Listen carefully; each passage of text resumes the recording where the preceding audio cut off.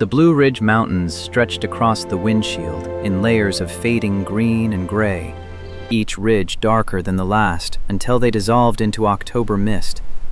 Marcus Hayes kept his hands steady on the wheel. Congratulations, you two. His Thank you so 38-year-old much. fingers relaxed Wow. despite Look at the you two. tension coiling through his shoulders. The rental sedan climbed the winding road toward Asheville, passing signs for scenic overlooks and historic estates that promised southern charm and mountain elegance. He passed them all. 16 years.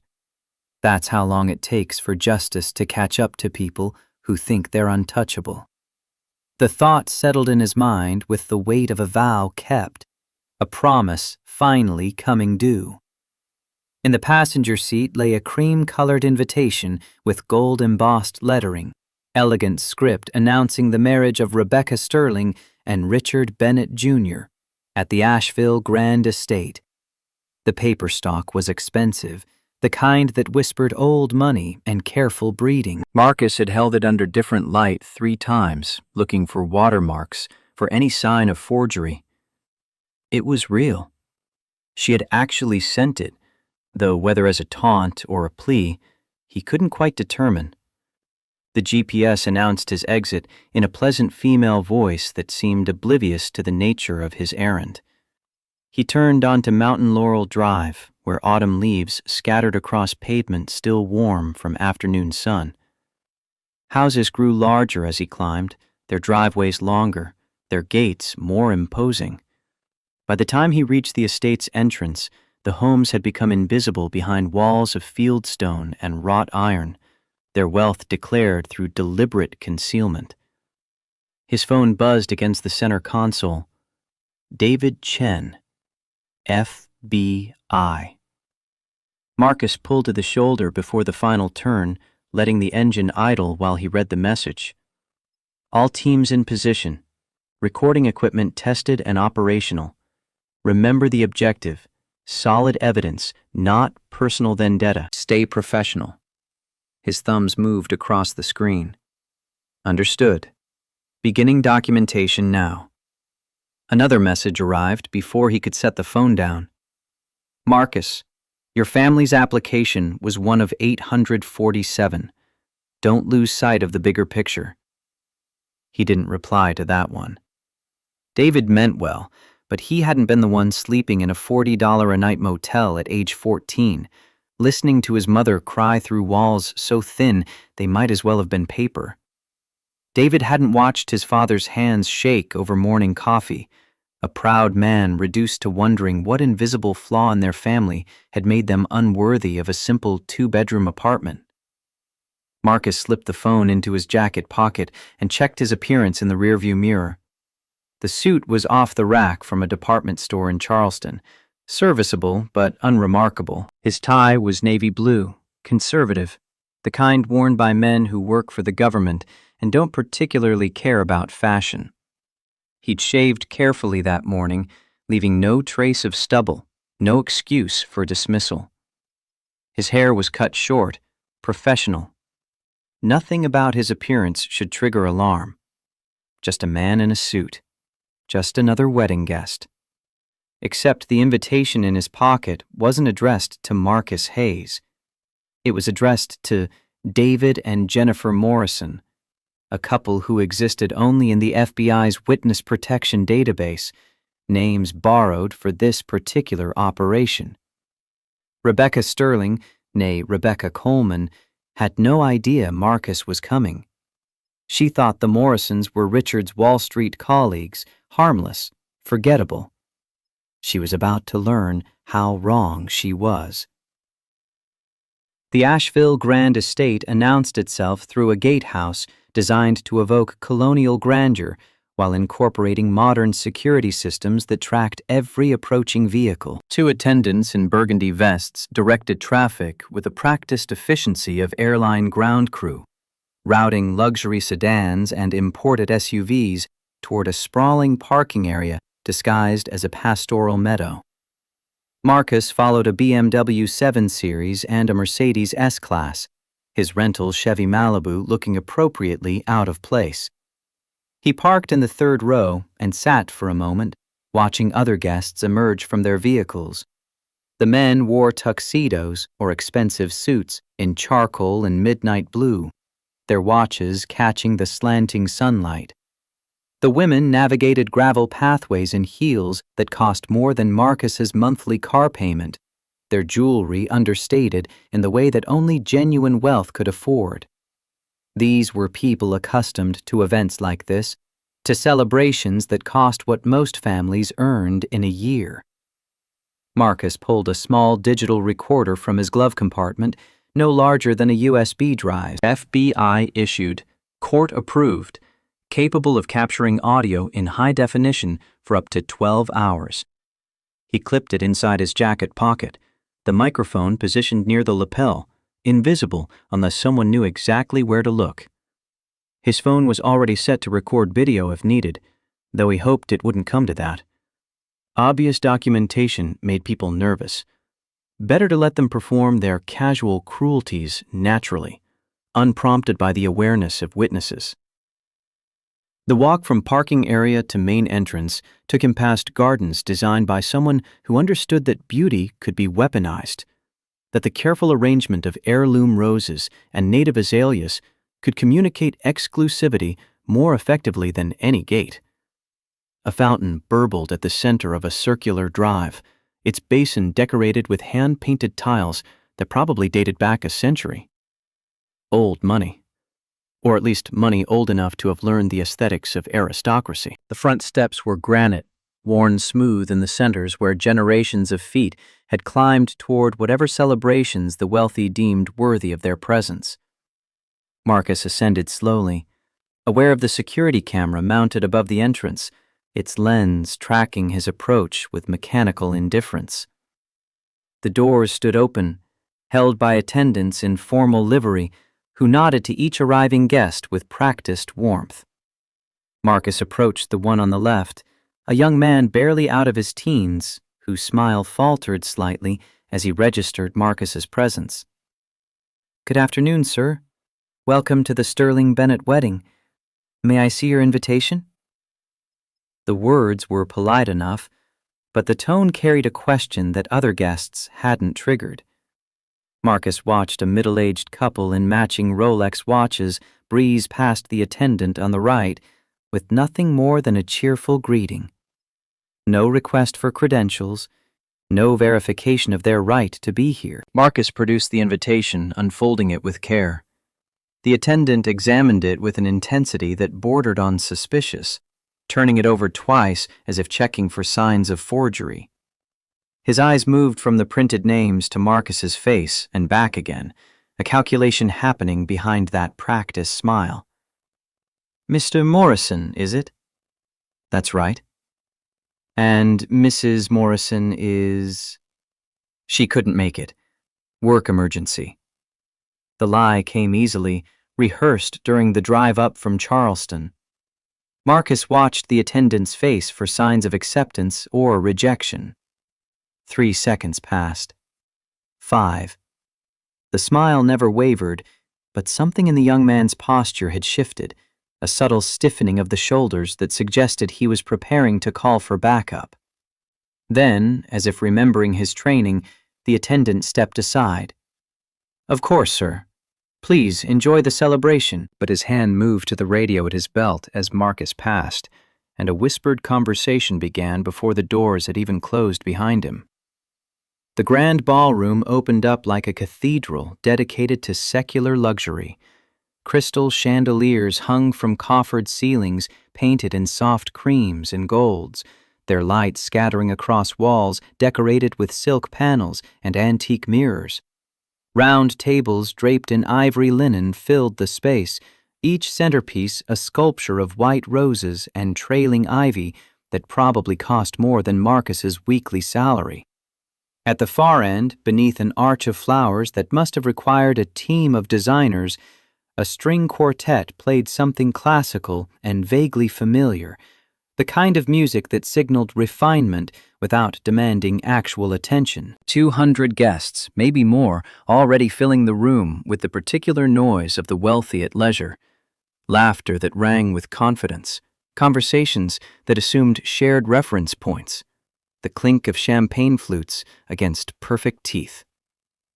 Marcus stood just inside the entrance, momentarily overwhelmed not by the grandeur, but by the calculation it represented. Every detail had been chosen, every element designed to communicate a single message. You are among the elite, the chosen, the deserving. Unless you weren't. The shift in atmosphere was subtle but immediate, a ripple of awareness spreading through the nearest clusters of guests. Conversations didn't stop, but they changed tenor, voices dropping slightly as eyes flicked in his direction and away again. Marcus had experienced this before, this particular form of social mathematics where newcomers were assessed and categorized in seconds. He'd learned to recognize the moment when people decided he didn't quite fit, didn't quite belong. A woman in her 60s, silver hair styled in a way that probably required weekly appointments, leaned toward her companion and whispered something behind a hand heavy with emeralds. Her companion, equally coiffed and jeweled, glanced at Marcus with the kind of casual disdain usually reserved for service staff who'd made a mistake. Marcus walked deeper into the ballroom, looking for his table assignment. A seating chart stood on an easel near the entrance, names arranged in elegant calligraphy under table numbers. He found Morrison listed at table 12, all the way at the back of the room, near the kitchen service entrance, where waiters appeared and disappeared with practiced invisibility. Table 12 had no other names listed. He approached slowly, watching the space around him as he moved. Other guests navigated the room with the ease of people who knew they belonged, pausing to exchange embraces and air kisses, forming and reforming social clusters with fluid grace. No one met his eyes. When he passed too close to a conversation, the group would shift slightly, closing their circle without appearing to exclude him, a choreography so practiced it seemed instinctive. Table 12 stood empty when he arrived, all 10 chairs vacant despite the room's growing crowd. Marcus pulled out a chair facing the main floor and sat down, folding his hands on the pristine tablecloth. From here, he had a clear view of the entire ballroom, of the entrance where guests still arrived, of the head table where the bride and groom would eventually sit. A waiter passed his table, carrying a tray of champagne flutes, crystal catching light like small stars. Marcus raised a hand slightly, a subtle gesture requesting service. The waiter's eyes slid past him as if he were transparent, moving on to a nearby table where 3 couples had just settled, distributing glasses with professional efficiency and a warm smile. Marcus lowered his hand and made a note in his phone. 12:47 p.m. Table service denied. Waiter number 1, white jacket, served adjacent table immediately after passing subject. The phone sat on the table now, its screen dark, but its memory recording every detail. 6 years of investigation had taught Marcus that patterns mattered more than individual incidents, that discrimination revealed itself through accumulation rather than dramatic confrontation. One denied drink meant nothing, but one drink plus a questioned invitation plus isolation at an empty table plus the whispered conversations and averted eyes, that began to look like something systematic. His father's voice echoed in memory, roughened by years of coal dust and disappointment. Marcus, son, real discrimination doesn't shout. It smiles politely and closes the door right in your face. Thomas Hayes had been right about that, as he'd been right about so many things. The old man had spent 30 years descending into West Virginia mines, emerging each evening gray with dust and exhausted beyond what any body should endure, and he'd done it with dignity that no amount of corporate rejection could diminish. Even when Coleman Enterprises had denied their application for a simple apartment, a family with perfect credit, steady employment, a decorated military veteran father, and a registered nurse mother, Thomas had maintained his composure. But Marcus remembered the night his father sat at their motel kitchenette, holding the rejection letter in hands that trembled with something beyond exhaustion. Not sufficient financial qualifications, the letter had read, a lie so transparent it insulted their intelligence. His mother had cried quietly in the next room, the sound seeping through walls that seemed designed to amplify misery rather than contain it. His younger sister had asked why they couldn't live in the nice apartments like her friends from school, her 9-year-old confusion sharp as accusation. That night had planted something in Marcus, a seed that took years to grow but never withered. Justice delayed is justice denied, the saying went. But sometimes delay was strategic, a matter of gathering strength and evidence until the moment was right. 16 years. And now, the moment had arrived. The ballroom continued filling around him, guests flowing toward assigned tables with the confidence of people who'd never questioned their right to occupy space. Marcus observed them with the trained eye of someone who'd spent years studying systems of exclusion, noting the small gestures that reinforced hierarchy. The way certain guests were greeted with embraces, while others received only nods. How some tables attracted clusters of visitors, while others sat ignored. Which families clearly held power, and which existed on its periphery, hoping for attention. Table 7, he noticed, seemed to function as a gravitational center. The patriarch there was a man in his 70s, silver-haired and military straight despite his age, holding court while a rotation of guests approached to pay respects. His wife sat beside him, a woman whose posture suggested she'd spent a lifetime as social gatekeeper, her smile warm for some arrivals and merely polite for others. Colonel William Coleman and his wife Victoria. Marcus recognized them from 6 years of photographs, surveillance, and background investigation. The faces had aged slightly since the most recent photos in his files, but the essential quality remained, that particular arrogance that comes from generations of unchallenged power, from building an empire on the premise that some people simply deserved more than others. The colonel laughed at something a younger man said, his hand clapping the visitor's shoulder with paternal approval.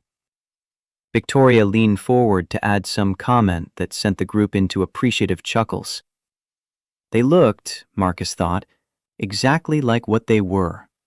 Pillars of the community, respected leaders, the kind of people who chaired charitable boards and sponsored Little League teams and made generous donations to the right causes.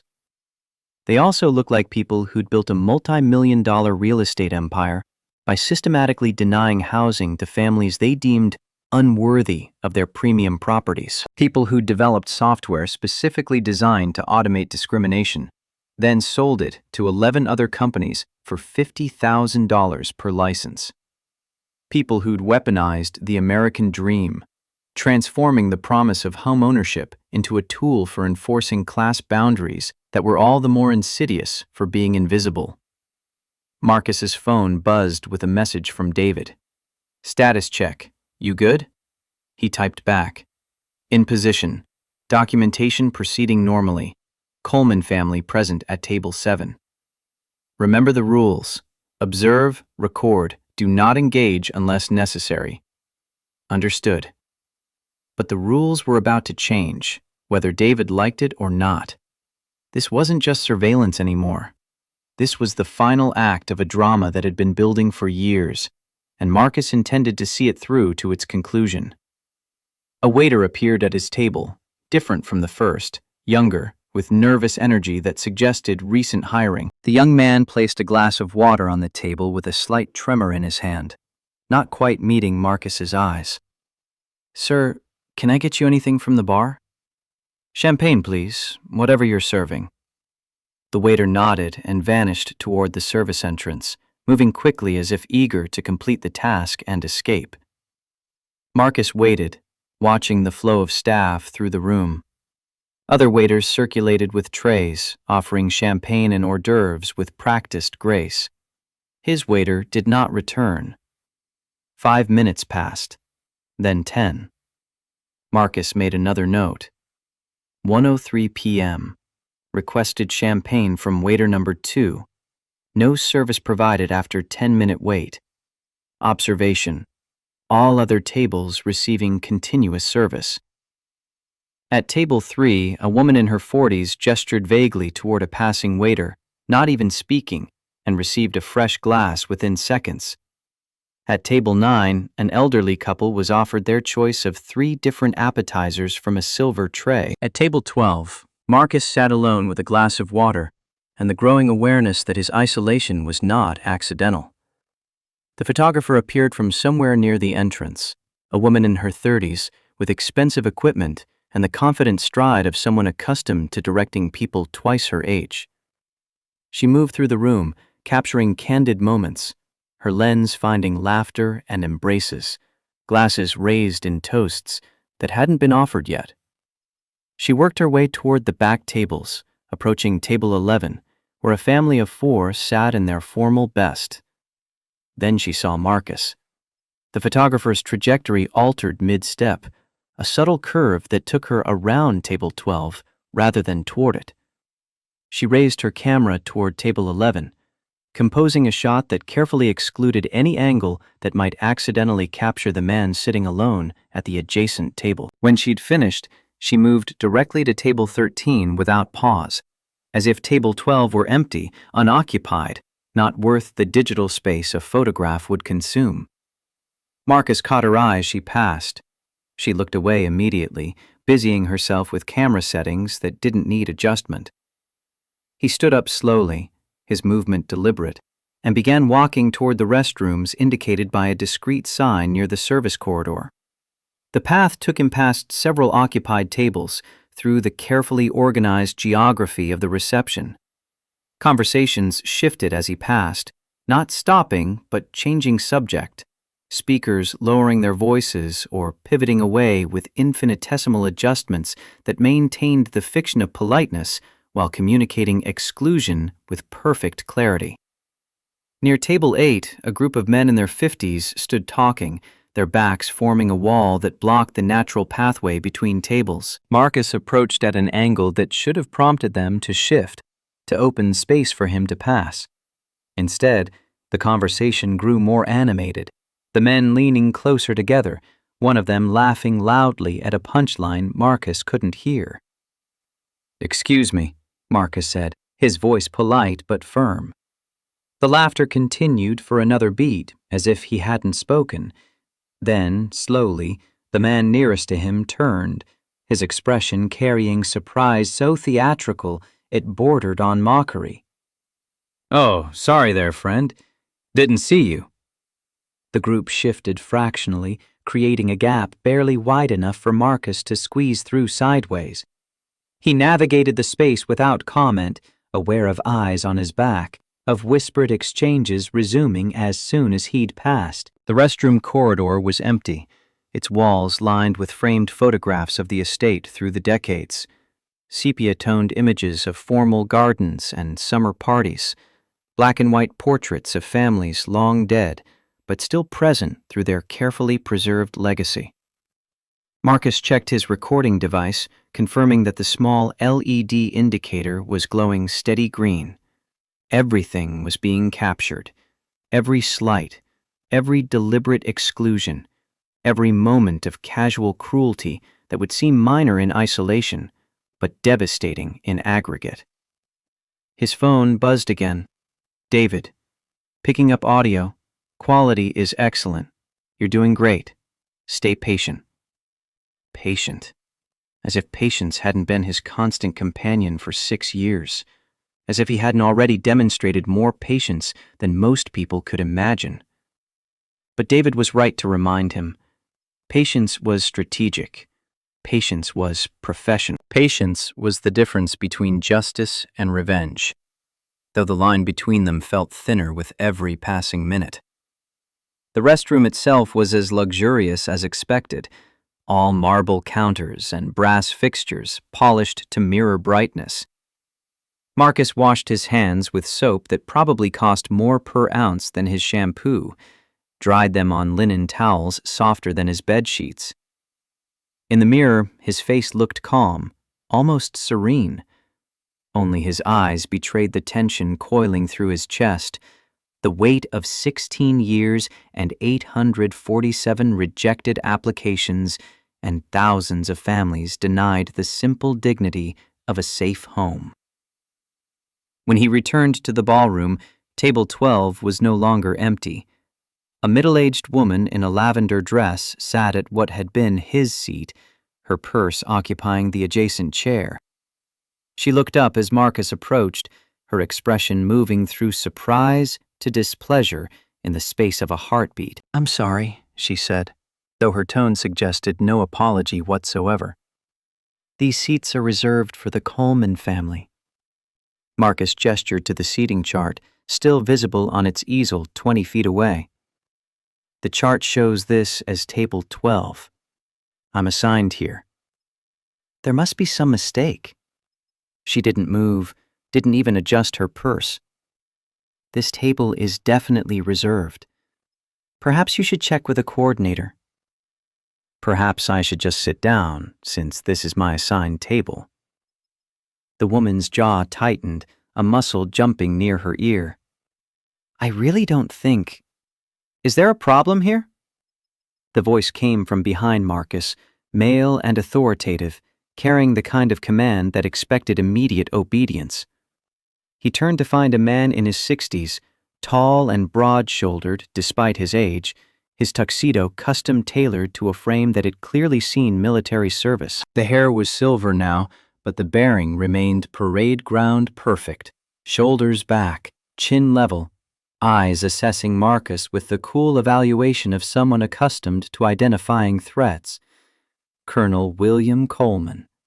In person, finally, after years of surveillance photographs and depositions and financial records. "No problem," Marcus said, his voice level. "Just confirming my table assignment." The colonel's eyes flicked to the woman in lavender, who gave an almost imperceptible headshake. Some silent communication passed between them, a language of the privileged that excluded outsiders by design. "Son, I think there's been some confusion about seating arrangements."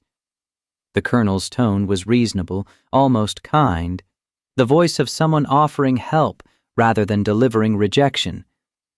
"Why don't you check with the event coordinator? I'm sure she can find you a more suitable spot." "This is my assigned table." "Are you certain? Sometimes these charts get mixed up." "What name are you under?" "Morrison. David Morrison." Something flickered in the colonel's eyes, too quick to read but unmistakably present. Recognition? Suspicion? He was too controlled to let it show clearly. "Morrison, friend of Richard's from Wall Street." "That's right." "Funny. I don't recall him mentioning you. And I know most of his colleagues." The implicit question hung in the air. Who are you really, and what are you doing at my daughter's wedding? Marcus held the colonel's gaze without flinching, letting the silence extend until it became uncomfortable. This was a test, and both men knew it. The colonel was probing for weakness, for the kind of deference or nervousness that would confirm Marcus didn't belong. Finding none seemed to unsettle him more than any explanation might have. "Well," the colonel said finally, his smile not quite reaching his eyes, "I suppose if the chart says table 12, that's where you should be. Though I have to say, it's unusual for someone to be seated alone at an event like this." "Yes," Marcus agreed. "It is unusual."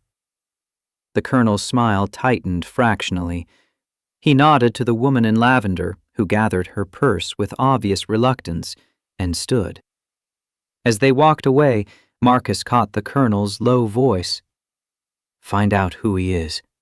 Run his name through Richard's company directory. I want to know why he's here." Marcus settled back into his chair and pulled out his phone, typing quickly. "Direct contact with Colonel Coleman. He's suspicious but has no grounds for removal. Attempting to verify my identity through Richard's employer." David's response came immediately. Morrison's credentials are solid. He'll find a real Wall Street analyst if he checks. But be careful. You've attracted attention. That was the point, though Marcus didn't type it. He needed to be visible enough to document their discrimination, present enough to force their hand. Invisible victims were easy to ignore. But a man sitting alone while the entire event swirled around him, a man systematically excluded despite having every right to be present, that created a record, evidence that couldn't be dismissed or explained away. The ceremony itself began with a string quartet swelling into something romantic and vaguely familiar, a signal that brought conversations to a polite pause. Guests found their seats in a rustle of silk and linen, their attention turning toward the flower-draped arch where a minister in formal robes waited with the groom. Richard Bennett, Jr. stood straight-backed and nervous, his hands clasped in front of him as he scanned the crowd with the forced smile of someone desperately hoping everything would go according to plan. He was younger than Marcus expected, maybe 36, with the well-fed look of someone who'd never known real hunger or uncertainty. His tuxedo was flawless, his shoes polished to a gleam that suggested he'd never walked anywhere that might scuff them. The music changed, shifting to the traditional wedding march, and the guests rose as one. At the back of the ballroom, double doors opened to reveal the bride. Rebecca Sterling walked toward the altar on her father's arm, her dress a confection of French lace and silk that probably cost more than a year's rent in the apartments she'd once systematically denied to families like Marcus's. Her face glowed with the particular beauty of a woman on her wedding day, makeup artfully applied to enhance features that needed little enhancement. She looked happy, radiant, like someone beginning the best day of her life, free from the weight of past decisions and their consequences. Then her eyes found Marcus. The change was instantaneous and total. Color drained from her face so completely she might have been carved from marble. Her step faltered, and only her father's supportive grip kept her moving forward. Her smile froze into something that looked more like a grimace. Her eyes locked on Marcus with the horrified recognition of someone seeing a ghost materialize in broad daylight. She knew him. Despite the 6 years since they'd been in the same room, despite his deliberately unremarkable appearance, she knew exactly who he was. And in that moment of recognition, Marcus saw everything he needed to see. The guilt, the terror, the desperate calculation of someone trying to figure out how her past had found her here, on this day, in front of everyone she'd tried so hard to impress. The bride's father, oblivious to his daughter's distress, guided her forward with paternal pride. Rebecca's eyes broke away from Marcus, fixing on her groom with something close to panic. She whispered something as she reached the altar, too low for most guests to hear. But Marcus caught the shape of her lips, forming the word emergency. Richard leaned in, concerned, as the minister waited with practiced patience. Rebecca shook her head quickly, forcing her smile back into place. Whatever she'd been about to say, she swallowed it down, choosing to continue with the ceremony rather than create a scene. But her hands trembled as Richard took them, and her voice cracked slightly on the first response to the minister's questions. Throughout the vows, her eyes kept drifting back to table 12, to the man sitting alone in the back corner, watching her with an expression of calm patience that must have terrified her more than any overt threat. The ceremony proceeded with all the traditional elements, readings about love and commitment, the exchange of rings that symbolized promises meant to last a lifetime, the kiss that sealed the union before God and witnesses. Guests applauded politely as the new couple turned to face them. Rebecca's smile now fixed so firmly it looked painful. The photographer captured it all, her camera clicking through hundreds of images that would be carefully curated into an album celebrating this perfect day. None of those photos would include Table 12, or the man who sat there making notes on his phone while everyone else applauded. Marcus typed, 1:47 p.m. Bride identified me upon entrance. Visible panic. Nearly stopped ceremony, but chose to continue. Current status. Married approximately 3 minutes ago. Groom appears unaware of any issue. David. Did she try to approach you? No. She's avoiding eye contact now. Focusing on the reception line. Good. Let her panic simmer.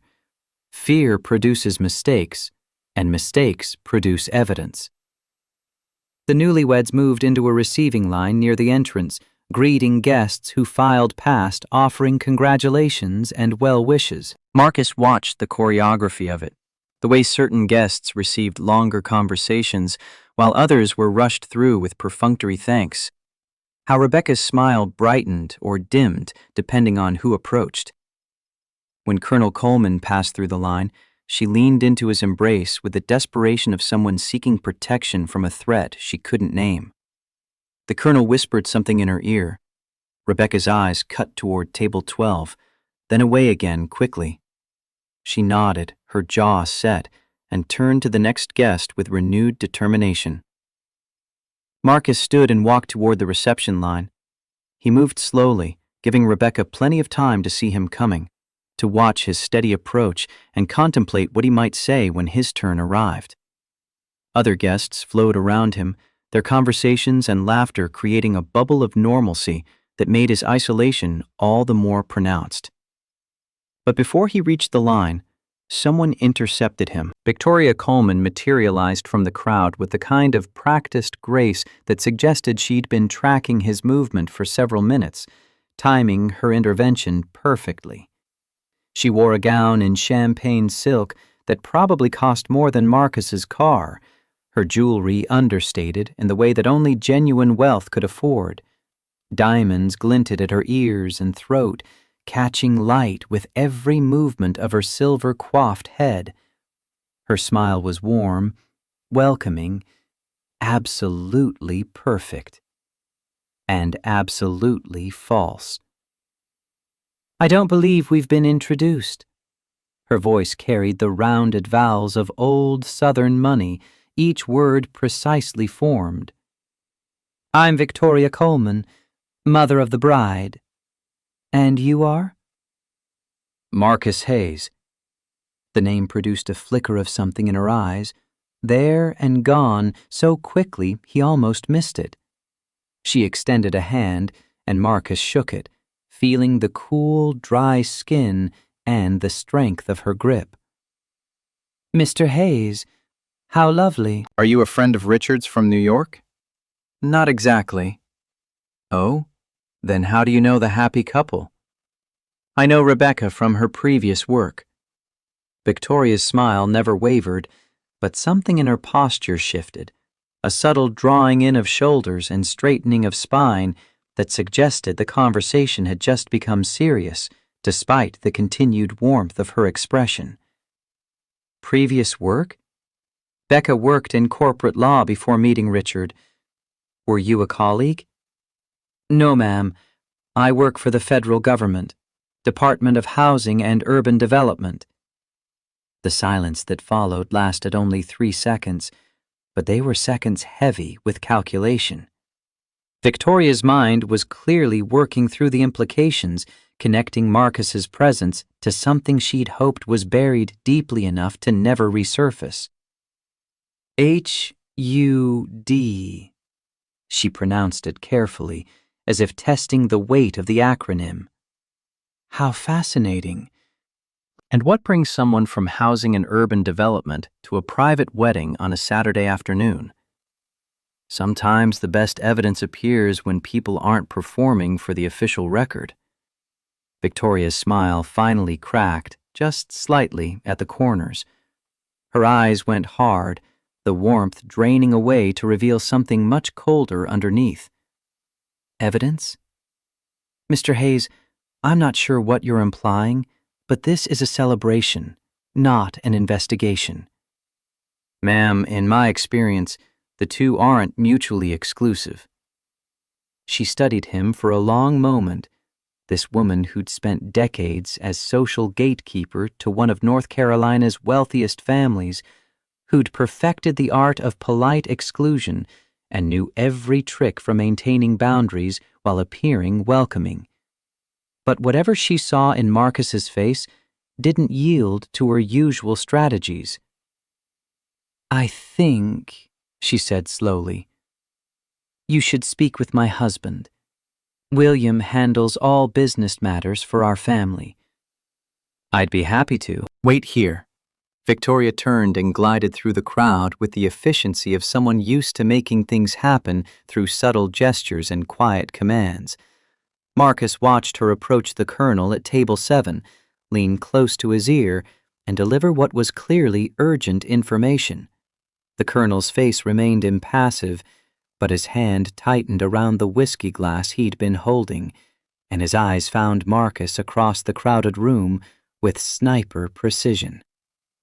The colonel stood, said something to the men around him, and began walking toward Marcus with the measured pace of someone who'd faced hostile situations before and knew better than to appear rushed or rattled.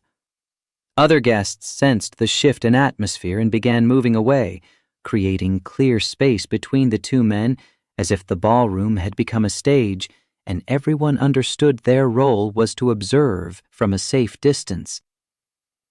Mr. Hayes, the colonel's voice carried across the growing empty space between them. My wife tells me you work for HUD. That's a government position, correct? That's right, sir. And you're here on business? I'm here for the wedding. But you just told Victoria that you're gathering evidence. That sounds like business to me. Marcus met the colonel's eyes without flinching. This was the man who'd built an empire on the premise that some families simply didn't deserve decent housing, who'd refined discrimination into a science and then monetized it. Standing here in his custom tuxedo, surrounded by the wealth his practices had generated, he looked like a respected pillar of the community. He looked like someone who'd earned his success through hard work and sound decisions. He looked nothing like what he actually was. Sir, with respect, I'm not the one who should be concerned about evidence. The colonel's jaw tightened. Is that a threat? It's an observation. Son, I don't know what you think you're doing here, but I want to make something very clear. The colonel stepped closer, lowering his voice so only Marcus could hear. This is my daughter's wedding. These are my friends and colleagues. You are not welcome here. And if you continue to cause problems, I will have you removed. On what grounds? I don't need grounds. This is private property and you're disrupting a private event. I have an invitation. Under a false name, from what I understand. Richard's office has no record of a David Morrison, which means you obtained that invitation through fraudulent means. Marcus felt a cold admiration for how quickly the colonel had moved, how efficiently he'd verified the Morrison credentials and found them wanting despite David's assurances. This was a man who understood power and wielded it with precision. The invitation is real. I can assure you of that, and I can assure you that security will escort you out if you don't leave voluntarily. Right now, before you embarrass yourself further. The threat hung in the air between them, and Marcus saw the colonel's absolute confidence that it would work. He'd spent his life making people comply through exactly this combination of authority and social pressure. Few had the courage or the standing to resist. But Marcus wasn't here for courage or standing. He was here for justice. His phone buzzed in his pocket. He pulled it out, ignoring the colonel's deepening frown, and read David's message. Federal warrant approved. Operation authorized for immediate execution. FBI arriving in approximately 45 minutes. Hold your position." Marcus looked up from his phone to find the colonel watching him with narrowed eyes. "Is there a problem, Mr. Hayes?" "No, sir. Just confirming some details." Details about what, exactly? Marcus slipped the phone back into his pocket and allowed himself a small smile. "Colonel Coleman, I've spent 6 years investigating housing discrimination practices in this region. During that time, I've documented systematic violations of the Fair Housing Act, conspiracy to deprive citizens of civil rights, and racketeering through the creation and distribution of software designed specifically to enable discriminatory practices." The color began draining from the colonel's face. "I've reviewed 847 housing applications that were rejected by Coleman Enterprises and its affiliated companies between 2015 and 2019.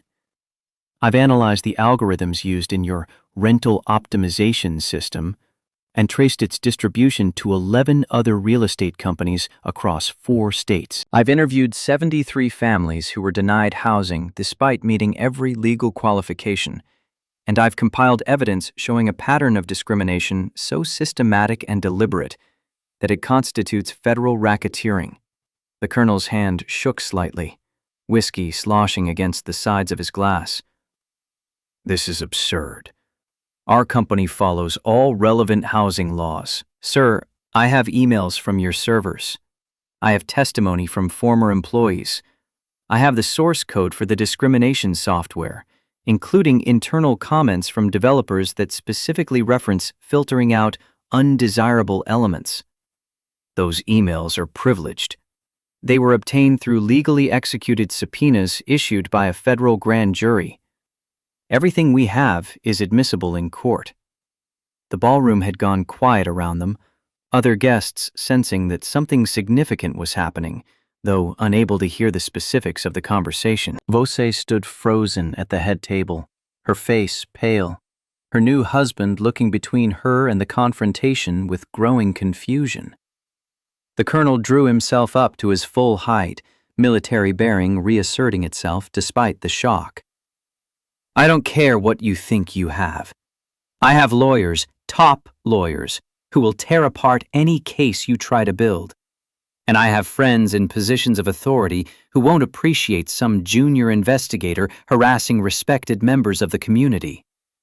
Marcus's smile widened slightly. "I'm counting on it, sir.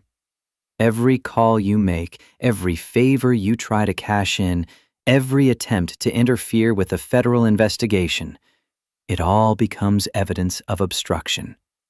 Please, by all means, call your friends. Call Sheriff Martinez. I believe he owes you several favors." The mention of Martinez made the colonel's eyes widen fractionally. How could this government investigator know about his relationship with the sheriff? What else did he know? "You're making a serious mistake, son." "No, sir. You made the mistake. 16 years ago, when you rejected a housing application from Thomas and Sarah Hayes, and you've been making that same mistake over and over with hundreds of other families who had the audacity to think they deserved a decent place to live." Understanding dawned in the colonel's eyes, sharp and sudden. "Hayes, you're one of them. One of the applicants. My father was a coal miner. My mother was a registered nurse. They had perfect credit, stable employment, and more integrity in their little fingers than you've demonstrated in your entire life.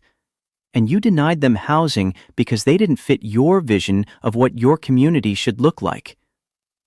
The colonel's face cycled through several emotions: shock, rage, calculation, and finally a kind of cold determination. "I see. This is personal vendetta dressed up as investigation. Well, Mr. Hayes, I hope you're prepared for the consequences of letting your personal feelings compromise a federal investigation." "I am. But I hope you're prepared for prison, because that's where you're going." The word prison seemed to echo across the ballroom, despite Marcus's level tone.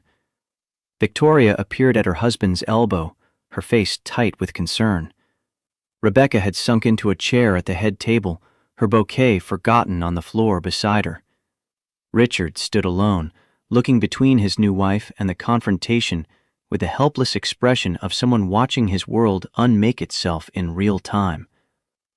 The colonel opened his mouth to respond, but was interrupted by the arrival of a man in a dark suit who'd clearly been summoned from security. Young, fit, probably former military himself, based on his bearing and the way he positioned himself slightly ahead of the colonel as if preparing to physically intercept a threat. "Sir, is there a problem?" The colonel gestured toward Marcus with his whiskey glass, the liquid inside still trembling slightly from his shaking hand. "This man is trespassing.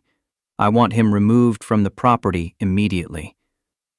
The security guard looked at Marcus with practiced assessment, measuring threat level, looking for signs of weapons or aggression, cataloging exits and positions. His hand moved fractionally towards something at his hip, probably a radio or restraint equipment. "Sir, I'm going to have to ask you to leave." Marcus remained perfectly still, his hands visible, his posture non-threatening. "On what grounds?" "You're disrupting a private event." "I was invited. I have documentation." "Under a false name, according to Mr. Coleman." "The invitation is genuine." The name is an alias used for investigative purposes, which is completely legal under federal law enforcement protocols. The security guard's expressions suggested this was getting more complicated than a simple trespassing removal. He keyed his radio. "This is Baker 1. I need the event coordinator at the main ballroom. We have a situation." While they waited, Marcus made no move to leave or comply. The standoff attracted more attention, guests now openly staring at the confrontation rather than pretending not to notice. Cell phones appeared, though whether to call someone or start recording, Marcus couldn't tell. He hoped for the latter. The more witnesses, the better. The event coordinator arrived, a woman in her 40s with a clipboard and the harried expression of someone whose carefully planned schedule was coming apart. She looked from Marcus to the colonel to the security guard with the quick assessment of someone used to handling difficult situations. "Mr. Coleman, what seems to be the issue?" "This man," the colonel gestured at Marcus with barely controlled fury, "gained access to my daughter's wedding under false pretenses. He's here to cause trouble, and I want him removed." The coordinator turned to Marcus. "Sir, may I see your invitation?" Marcus produced it from his jacket pocket, unfolding the cream cardstock carefully. The coordinator examined it, her expression neutral, then checked something on her clipboard. "This is a valid invitation for Table 12, issued to David and Jennifer Morrison." "But that's not his real name," the colonel interjected. "He admitted it himself." "Is the physical invitation counterfeit?" the coordinator asked Marcus directly. "No, ma'am, it's completely genuine." "And were you invited by someone authorized to extend invitations to this event?" A pause. This was the delicate moment. The truth was that the Morrison invitation had been obtained through an FBI operation involving a cooperative witness who'd legitimately received 2 invitations and agreed to provide one for investigative purposes. Legally solid, but complicated to explain. The invitation was obtained through legitimate channels as part of an ongoing federal investigation. The coordinator's eyebrows rose. "Federal investigation?"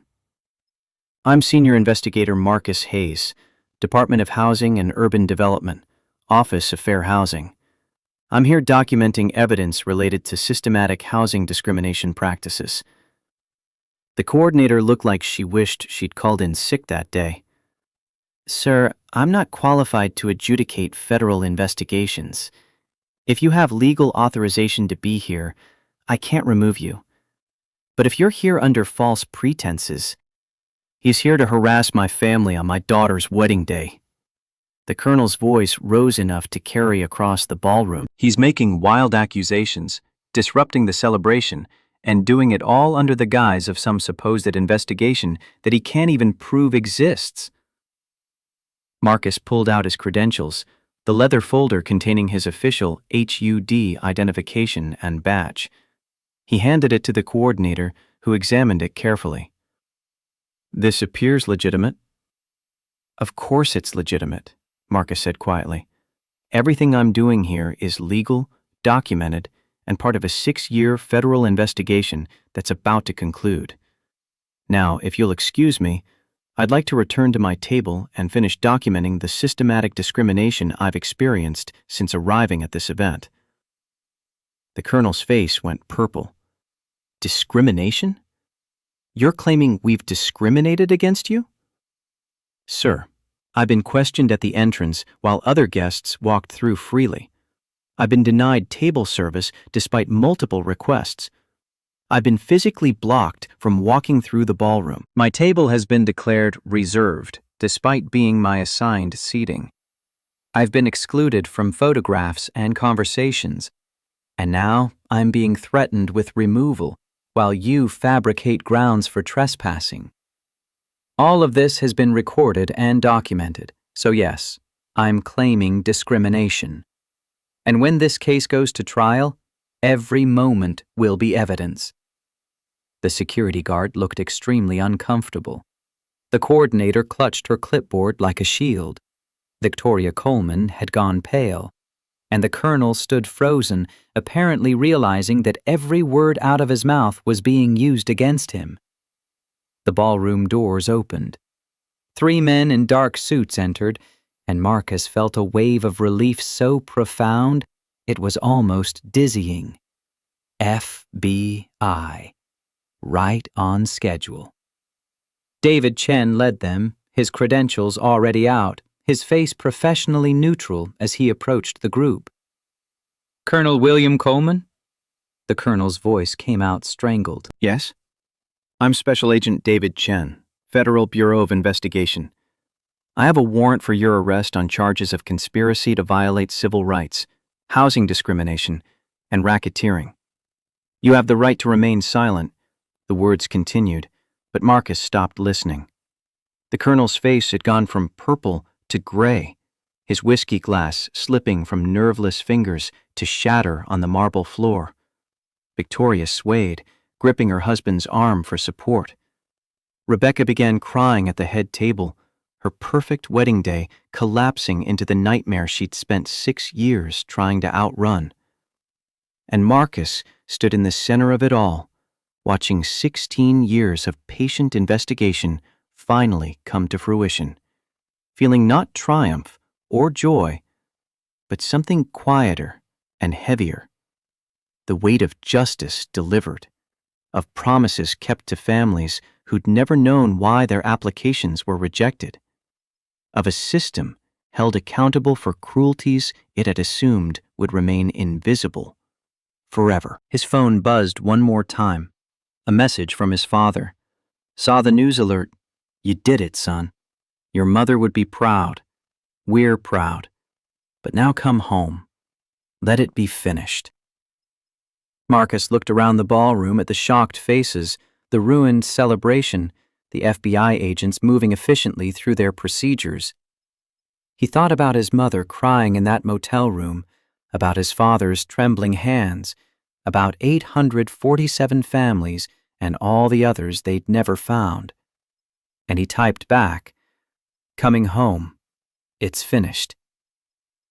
The FBI van smelled like stale coffee and electronics, its interior crowded with monitoring equipment that blinked and hummed in the gathering dusk. Marcus sat on a bench bolted to the wall, watching David Chen review audio files on a laptop, the agent's face illuminated by the blue glow of the screen. Outside, the Asheville Grand Estate had transformed from wedding venue to crime scene, its elegant facade now decorated with official vehicles and yellow tape that cordoned off the main entrance. David pulled off his headphones and rubbed his eyes. "We've got everything we need for the arrests. Coleman's already lawyered up, refusing to say anything without counsel present. Smart move, but it won't matter. The evidence is overwhelming." Marcus nodded, feeling the exhaustion of 6 years settling into his bones now that the adrenaline had faded. Through the van's tinted windows, he could see guests being escorted to their vehicles by uniformed officers. Their celebration ended abruptly, their expensive outfits seeming ridiculous now in the harsh glare of police lights. Rebecca. The name felt strange on his tongue. This woman who'd been a case file for so long, reduced to signatures on discriminatory documents and email chains discussing the most efficient ways to exclude families from housing. She's cooperating. Already asked for a lawyer, but she's talking. Lots of crying, lots of apologies. David's tone suggested he'd seen this before, perpetrators suddenly discovering remorse when consequences materialized. Says she wants to make things right. 6 years too late for that. Maybe. But her testimony will be crucial for the bigger case. Coleman Enterprises wasn't just one company discriminating. They built the infrastructure for an entire network. Marcus leaned back against the van's metal wall, cold even through his jacket. The bigger picture. Always the bigger picture. David was right. This had never been about just one family's rejection, or even 847 families. It was about a system designed to perpetuate inequality while maintaining the veneer of fairness. About algorithms that automated prejudice and made it profitable. His phone rang. Dad. Marcus stepped out of the van into the cool October evening, walking away from the activity until he found relative quiet near the estate's gardens. Hey, Dad. Thomas Hayes's voice came through, rough with emotion. Marcus. We saw it on the news. They arrested Coleman. They actually arrested him. Yeah, it's done. How do you feel? The question caught Marcus off guard. How did he feel? Exhausted. Vindicated. Strangely hollow, as if the thing that had driven him for so long had left a vacuum in its departure. I don't know yet. Still processing. Your mother wants to talk to you when you get home. She's been crying for an hour. But good crying, she says. Says she can finally let go of the anger she's been carrying.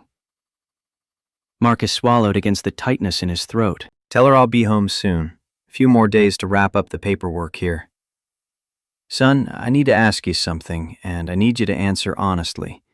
Thomas's voice dropped lower, taking on the tone he'd used when Marcus was young and had done something requiring serious conversation. Did you do this for justice or for revenge? The question hung in the evening air, cutting through the sounds of police radios and hushed conversations. Marcus watched a pair of agents escort Victoria Coleman to a waiting vehicle, her champagne silk gown dragging on the gravel, her diamond jewelry catching the last rays of sunset. Both, probably. Is that honest enough? I appreciate the candor. Now I need you to listen to me carefully, because this is the most important thing I'm going to say to you.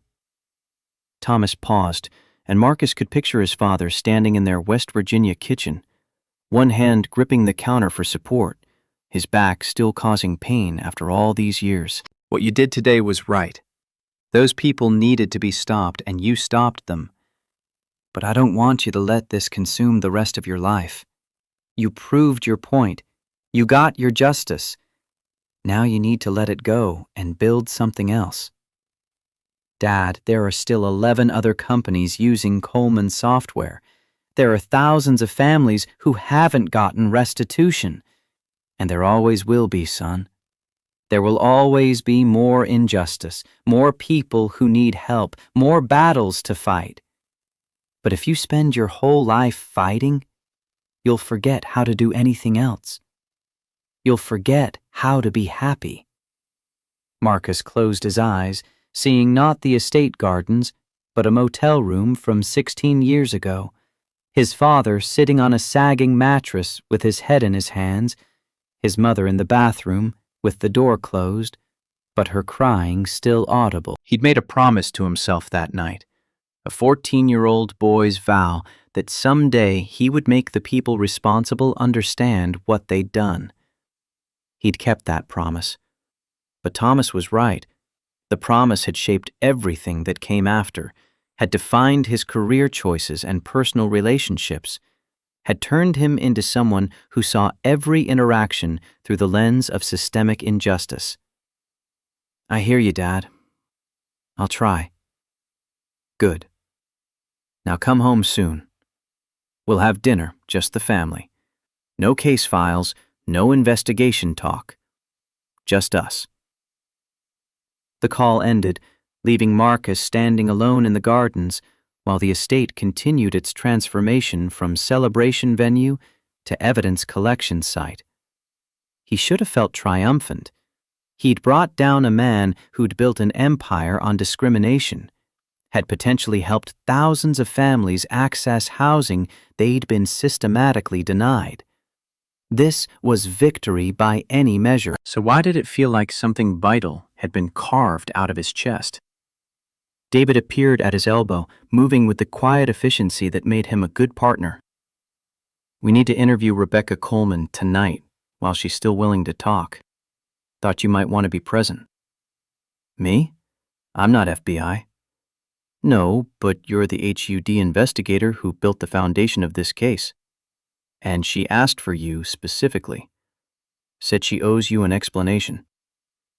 Marcus followed David back through the estate's service entrance, avoiding the main ballroom where crime scene technicians were photographing every detail of the interrupted reception. They'd set up a temporary interview room in what looked like a library, all dark wood and leather-bound books that probably existed more for decoration than reading. Rebecca sat at a mahogany table with her lawyer beside her, still wearing her wedding dress, though someone had draped a blanket over her shoulders against the evening chill. She looked up when Marcus entered, and her eyes immediately filled with tears. Her mascara had run earlier and been imperfectly cleaned, leaving dark smudges beneath her eyes that made her look older than 35. Haunted. Mr. Hayes, I didn't think you'd come. Marcus took the chair across from her, David settling beside him with a digital recorder and legal pad. The lawyer, a woman in her 50s with steel gray hair and an expensive suit, watched him with professional wariness. My client has agreed to provide a voluntary statement regarding her employment at Coleman Enterprises from 2015 to 2019. The lawyer's voice was crisp, businesslike. She understands that anything she says can be used in subsequent legal proceedings, and she's waiving her Fifth Amendment rights in the interest of cooperation. Rebecca's hands twisted together on the table, her wedding ring already removed. Whether by choice or FBI requirement, Marcus couldn't tell. I want to explain. Not to excuse anything, but I need you to understand how it happened. Miss Coleman, you don't owe me explanations. You owe testimony. I know, but I need to say this anyway. She took a shaking breath. When I graduated law school in 2015, I had $180,000 in student loans. My parents couldn't help. They'd already mortgaged their house to help with undergrad. I applied to 63 law firms and got 2 offers. One was for $35,000 a year in legal aid. The other was Coleman Enterprises, $85,000. David's pen moved across his notepad, capturing details. The lawyer sat motionless, her face revealing nothing. I thought I'd be doing real estate contracts, title work, standard corporate law. And I did do that at first. But about 3 months in, they moved me to a new project. Rental optimization, they called it. Making the application process more efficient. Marcus kept his expression neutral, though he already knew most of this from the investigation. What he wanted was to hear her say it, to articulate the choices that had led to 847 rejections and counting. They gave me a list of criteria. Zip codes to flag, employer types to scrutinize, schools that should trigger additional review. At first, I thought it was about financial stability, making sure applicants could actually afford the rent. But then I started seeing the patterns. Her voice cracked, and she reached for a water bottle with trembling hands. The lawyer placed a hand on her arm, a silent reminder to maintain composure. Families with perfect credit were being rejected.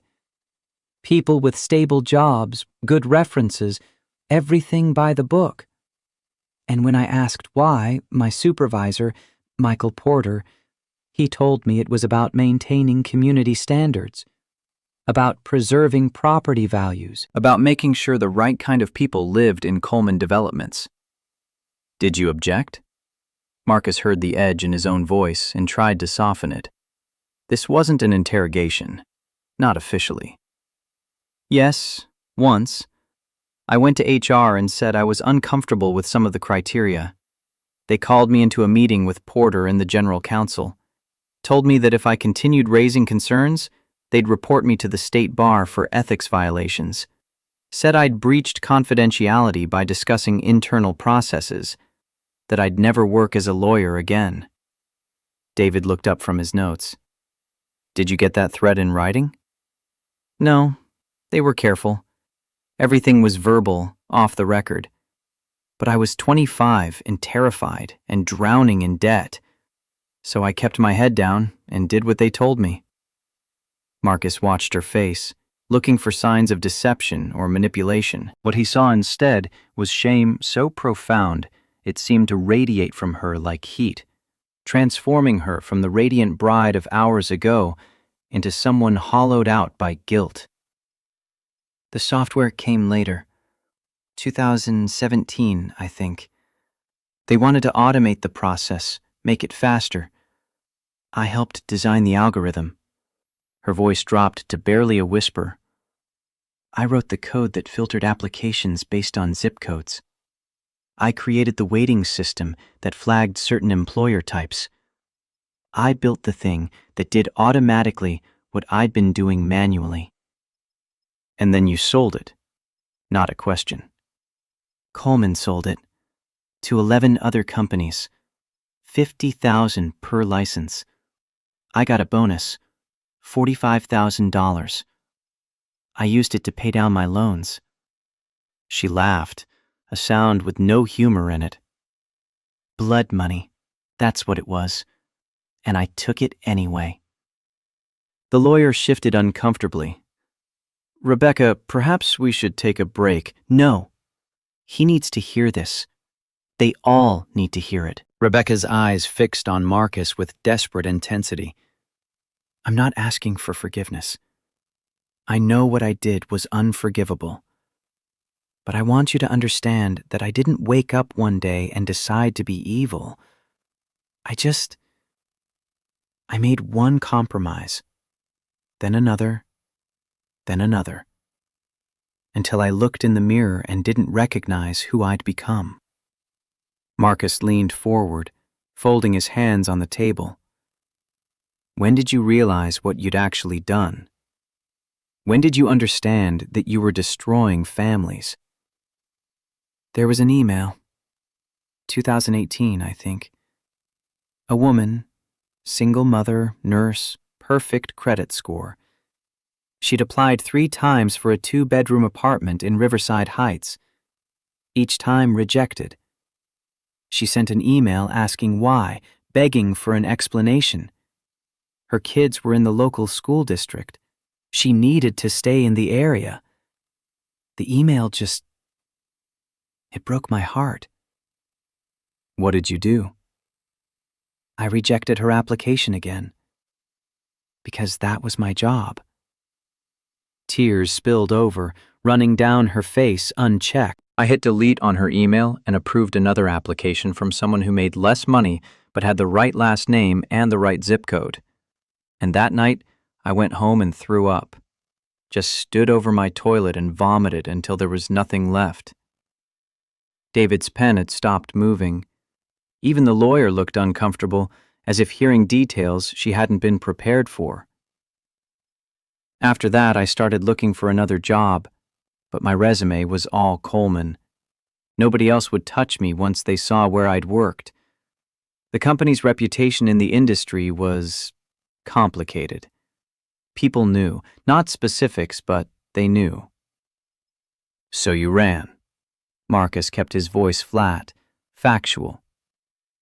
I quit in January 2020, changed my name, went back to my mother's maiden name, Sterling, moved to Charlotte, started working for a mid-size firm doing generic corporate contracts. Nothing involving housing, nothing involving discrimination. I thought I could just start over, pretend it never happened. You met Richard. 6 months later. He was kind, honest, completely unaware of anything I'd done. And when he proposed, I said yes because I thought maybe I could build a new life and leave the old one buried. David cleared his throat. Ms. Coleman, for the record, did you attempt to report Coleman Enterprises' discriminatory practices to any regulatory authority? No. I was too scared. I told myself that someone else would report it, that it wasn't my responsibility. But the truth is, I was just a coward. The lawyer finally intervened.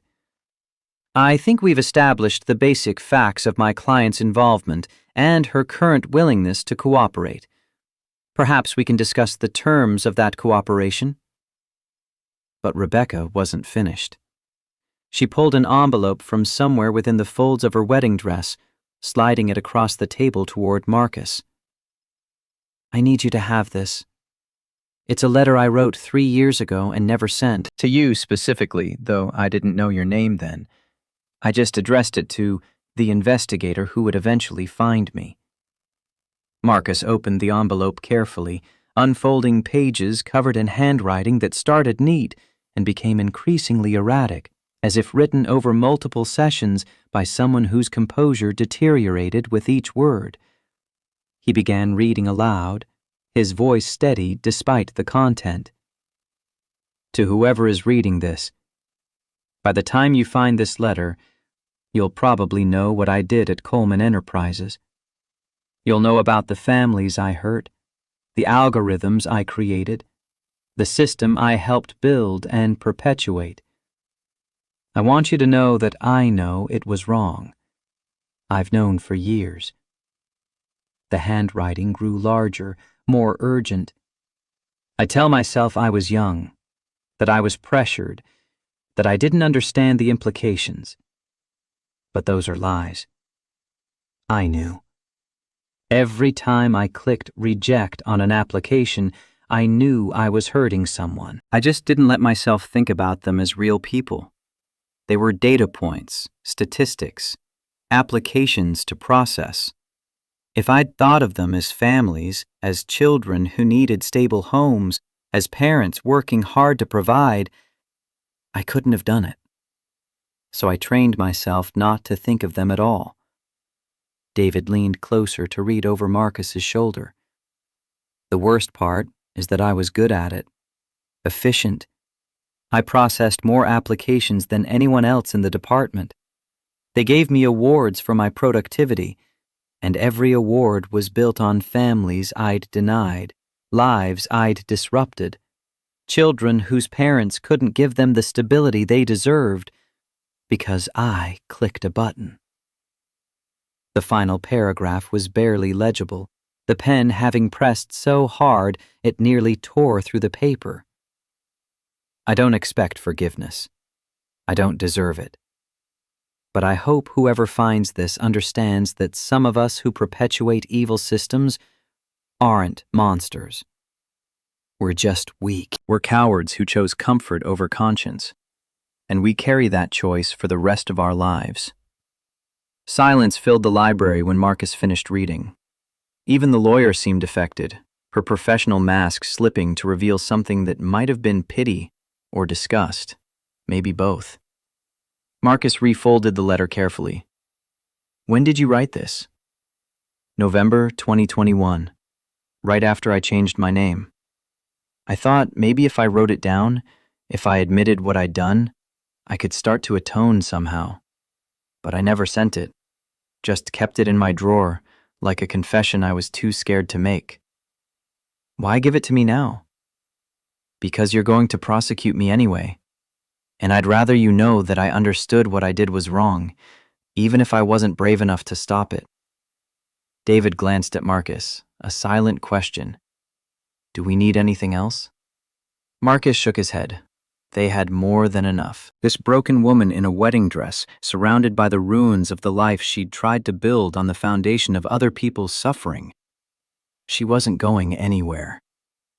The lawyer stood, gathering papers. My client is willing to provide full testimony regarding Coleman Enterprises' discriminatory practices, including technical documentation of the software algorithms and email correspondence with other companies who purchased the system. In exchange, we'd like to discuss a cooperation agreement with the U.S. Attorney's Office. David nodded. We'll arrange that. Ms. Coleman should expect to be charged, but her cooperation will be noted in any sentencing recommendations. Rebecca didn't seem to hear them. Her eyes were fixed on Marcus, searching his face for something, understanding maybe, or absolution that she knew he couldn't give. Your family, the Hayes family. I found your application in the archives. Thomas and Sarah Hayes, applying for a 2-bedroom apartment in Riverbend Heights, August 2002. Marcus felt his chest tighten. You remember it specifically? No. That's the thing. I didn't remember it at all until I went looking after I saw you at the wedding. It was just one of hundreds, but I found it in the old files. Rejected by automated system, flagged for cultural fit concerns, which was code for... I know what it was code for. I didn't personally reject your family. The system was already in place when I started, but I maintained it. I improved it.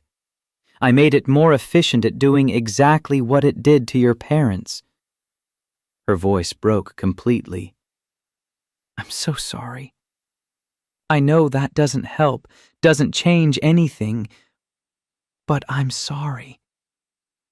Marcus stood, needing to put distance between himself and this woman's anguish before it infected him with something that felt dangerously close to sympathy. She'd helped destroy his childhood, had been part of a system that humiliated his parents and forced his family into motels that charged by the week. Her tears didn't change that. But the letter in his hands suggested she'd been drowning in guilt for years, carrying the weight of what she'd done while lacking the courage to make it right.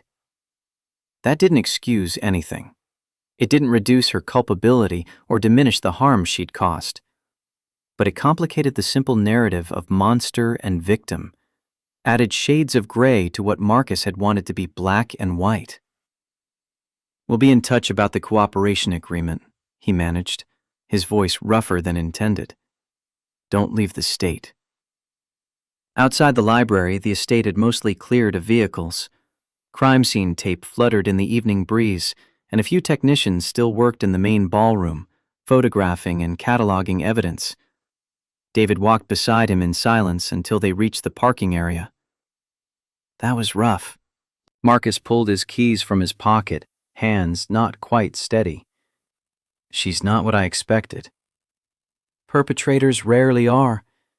We build them up as monsters in our heads because it's easier to hate monsters than to hate people who just made terrible choices. She made those choices for years, David. She took bonuses for destroying families. I know. And she'll go to prison for it. But after listening to that interview, I think prison might be the least of her punishment. She's going to carry this guilt for the rest of her life. Marcus unlocked his rental car but didn't get in, standing instead in the cooling evening air and trying to organize thoughts that refused to settle into neat categories. Justice and revenge, victim and perpetrator, forgiveness and accountability. Every concept seemed to bleed into the others, creating muddy waters where he'd wanted clear distinctions. His phone buzzed, a message from an unknown number. Mr. Hayes, this is Richard Bennett. Rebecca's... I don't know what to call her now. We need to talk. There's something you should know about my company's involvement.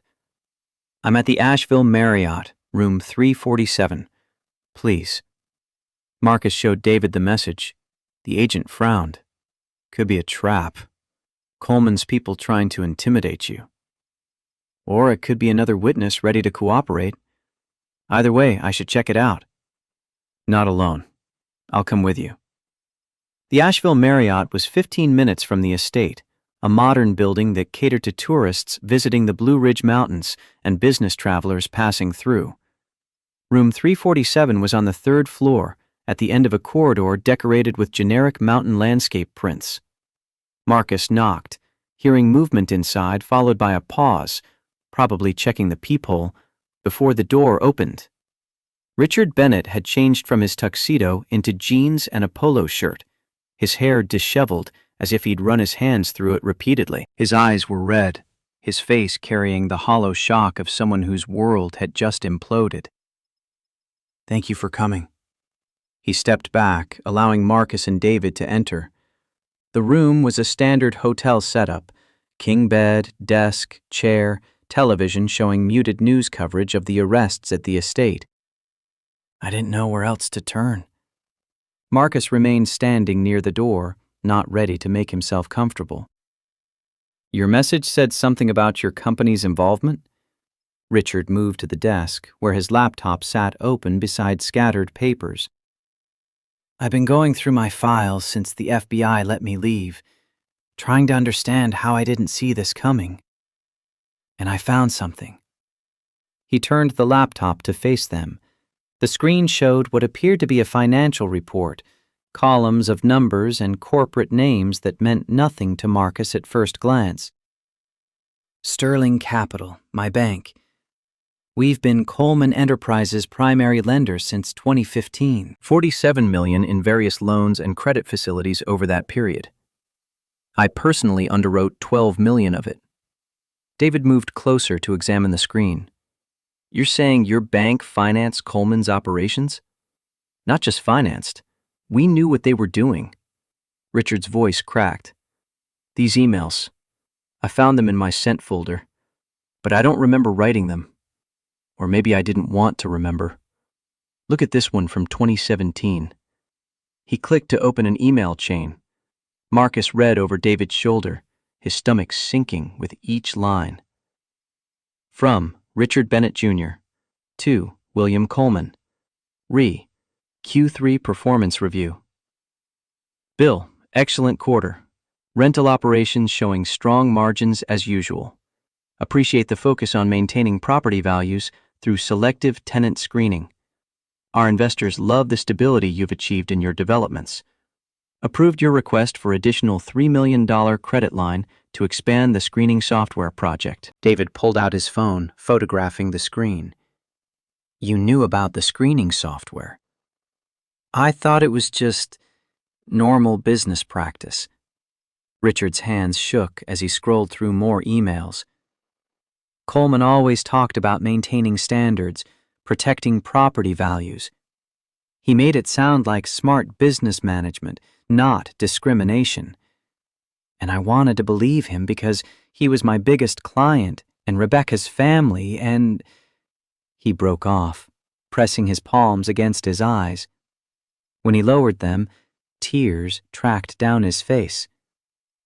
I married her 6 hours ago, promised to love and protect her, and now I find out everything about her was a lie, and everything about my own career is built on the same lies. How did I not see it? Marcus felt an unexpected pang of sympathy for this man who'd had his wedding day and his illusions destroyed simultaneously. You saw what you wanted to see, what it was convenient to see. That's not good enough. I'm supposed to be smart, supposed to do due diligence. But I just took Coleman's word for everything because questioning him would have been uncomfortable. Richard pulled the wedding ring from his pocket, turning it over in his hands.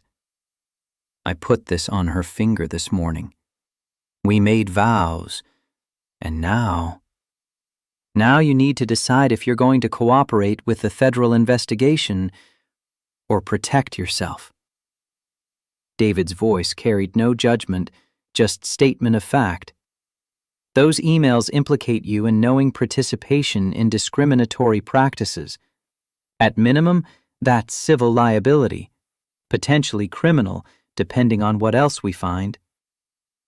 I'll cooperate. Full disclosure, whatever you need. Richard looked at Marcus with desperate hope. Is there any way to make this right? Any way to help the families who were hurt? Marcus moved to the window, looking out over Asheville's downtown lights. His father's words echoed in his mind. You got your justice. Now let it go. But sitting in this hotel room with a man whose life was unraveling and a woman who'd been drowning in guilt for years, justice felt less like victory and more like a burden everyone would carry forward. There's a fund, he heard himself say. Restitution for affected families. If you're serious about making things right, you could contribute. Help track down families who were denied housing, provide them compensation. Yes, absolutely. How much? That's between you and your lawyers, but significant. Life-changing amounts for the families who lost opportunities because of Coleman's practices. Richard nodded, wiping his face. I'll do it. Whatever it takes. I can't undo what happened, but I can at least try to help fix it. David continued photographing emails and financial documents while Marcus watched the news coverage of the arrests. The reporters had gotten wind of the basic story. Prominent real estate developer arrested at daughter's wedding, allegations of systematic housing discrimination. But they didn't have details yet. That would come later, when the federal indictments were unsealed and the full scope of Coleman's operation became public. His phone rang. Unknown number, local area code. Marcus answered cautiously. Mr. Hayes? This is Eleanor Coleman, Rebecca's mother. Marcus gestured for David to keep quiet. Mrs. Coleman? I need to speak with you. Not about the case, not about charges or cooperation. About my daughter as a person. Please.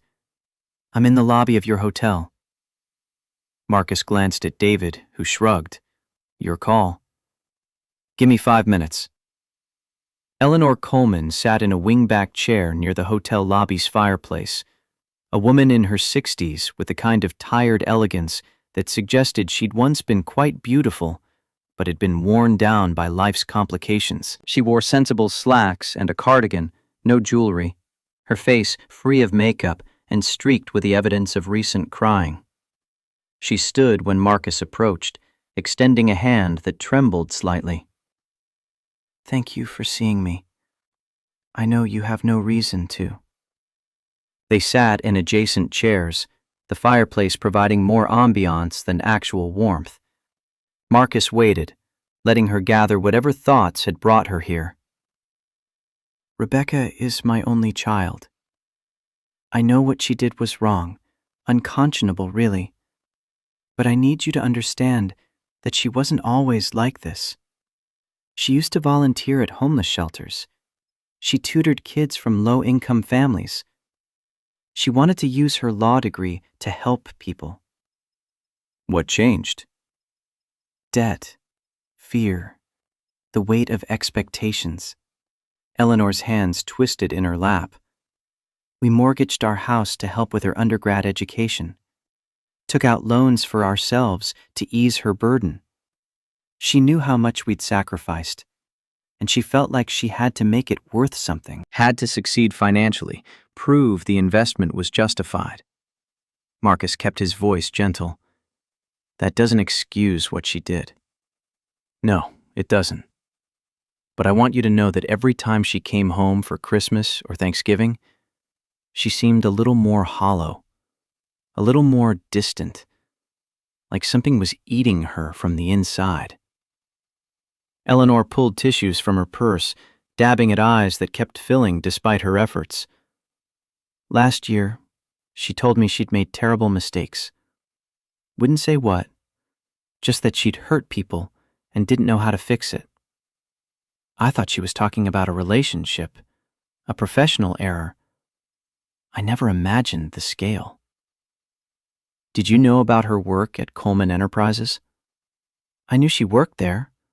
I knew she'd left suddenly and changed her name. But she said it was because of a hostile work environment, that she wanted a fresh start. I believed her because I'm her mother and I wanted to believe her. The fireplace crackled, a log shifting and sending up sparks. Somewhere in the hotel, a child laughed, the sound incongruous against the heaviness of their conversation. Mr. Hayes, I'm not here to ask for leniency. Rebecca deserves whatever punishment the law provides. But I wanted you to know that she's not a monster. She's a person who made catastrophic choices, who let fear and weakness override her conscience. And she's been punishing herself for years, even before you found her. Marcus thought about the letter, about Rebecca's tear-stained face in the library, about the guilt she'd apparently carried while still trying to build a new life.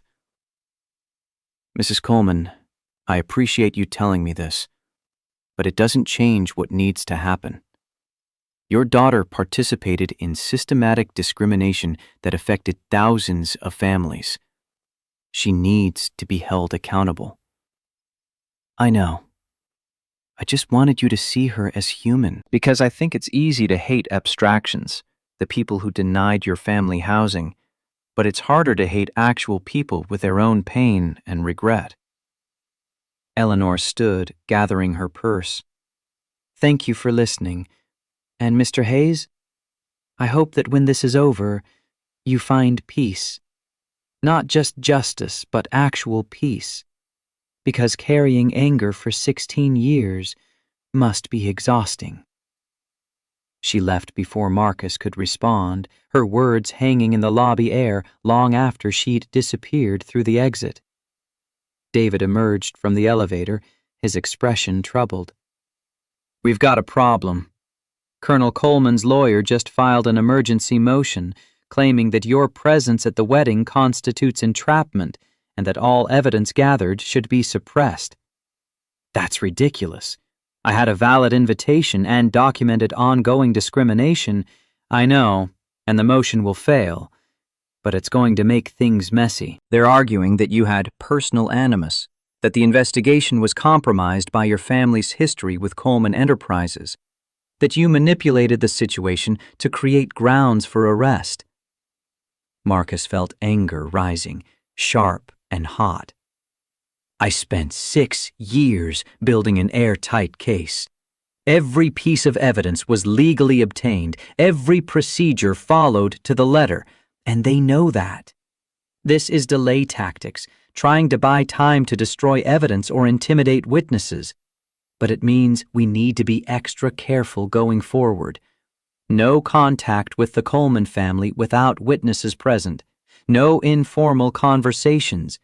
Everything by the book. They walked back to the parking garage, Marcus's mind racing through implications and complications. He'd known Coleman would fight, had expected expensive lawyers and aggressive defense strategies, but the entrapment claim struck close to home because it contained a grain of truth. His presence at the wedding had been personal, had been motivated by more than just professional duty. David, honest question. If my family hadn't been among the denied applications, would I still have pursued this case?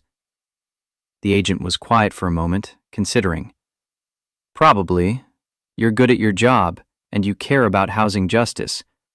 But would you have pursued it with the same intensity? The same single-minded focus? Maybe not. So they're right. It was personal. Personal doesn't mean wrong, Marcus. Justice can be both personal and legitimate. The people hurt by Coleman's practices deserved an advocate who cared enough to see it through. And that's what they got. Don't let a defense lawyer's motion make you second-guess 6 years of solid work. Marcus's phone buzzed with another message. His mother, this time. Sweetheart, saw the news. So proud of you. But Dad's worried. Say you sounded strange on the phone earlier. Call me when you can. Love you. He climbed into his rental car, suddenly desperate to be anywhere but Asheville, anywhere but surrounded by the wreckage of the day's events. The drive back to his hotel took him through downtown, past restaurants where people laughed over dinner, past bars where Friday night celebrations continued oblivious to federal arrests and ruined weddings. Normal life. The kind Marcus had sacrificed in pursuit of this case, in service of justice that now felt more complicated than he'd wanted it to be. His hotel room was generic corporate: queen bed, desk, television, bathroom with toiletries individually wrapped. He'd stayed in hundreds of rooms like this over the years, temporary spaces that never quite felt like home, because home meant roots and commitment, and Marcus had built his life around being able to pack up and chase the next investigation. He sat on the bed and finally allowed himself to process everything. Rebecca's tears, Eleanor's quiet plea, Richard's shocked betrayal, the Colonel's arrest. 6 years of work culminating in a single afternoon of controlled chaos. And instead of triumph, Marcus felt hollowed out, as if the thing that had driven him for so long had been excised, leaving only empty space. His phone rang. Dad again. Hey, I was going to call. Marcus, I need you to listen without interrupting. Thomas's voice carried an urgency that cut through Marcus's exhaustion. Your mother and I have been talking. About the case, about what happened today, about the last 6 years of your life. Dad, I'm fine. I said don't interrupt. Son, we're proud of you. What you did took courage and dedication and a kind of strength most people can't imagine. You stood up for families who couldn't stand up for themselves. You held powerful people accountable for their cruelty. That matters. Marcus heard his mother's voice in the background, urging Thomas to continue. But we're also worried about you. We see the way this case has consumed your life. No relationships, no hobbies, nothing but work and more work, chasing justice that sometimes feels like revenge in disguise. And we don't want you to wake up at 50 and realize you spent your whole life fighting their wrongs instead of building your own life. I'm building something important. You're building a wall, son. A wall between yourself and everyone who might get close enough to hurt you. And yes, what happened to us was painful. Yes, being denied that apartment was humiliating and wrong, but we survived it. We moved on. We found another place, raised you and your sister, built a good life despite the setback. Marcus felt tears pricking his eyes, exhaustion and emotion overwhelming his usual control. You don't get to let what they did to us 16 years ago destroy your present and your future. You hear me? You proved your point. You got your justice. Now you need to let it go and figure out who Marcus Hayes is when he's not hunting the next bad guy. I don't know how to do that. I know. That's why I'm telling you. Start small. Take a vacation. Go on a date. Read a book that has nothing to do with housing law. Learn to cook something besides frozen dinners. Just live, Marcus. For yourself, not for some mission. After the call ended, Marcus sat in the dark hotel room and let himself cry for the first time in years. For his parents and their humiliation. For the families denied housing because of algorithms designed to exclude them. For Rebecca Coleman drowning in guilt. For Richard Bennett's shattered illusions.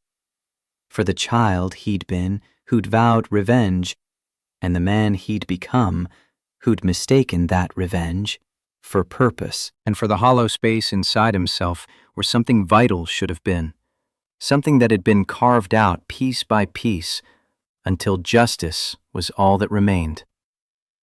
Outside, Asheville's Friday night continued in laughter and music and the simple pleasures of people living their lives.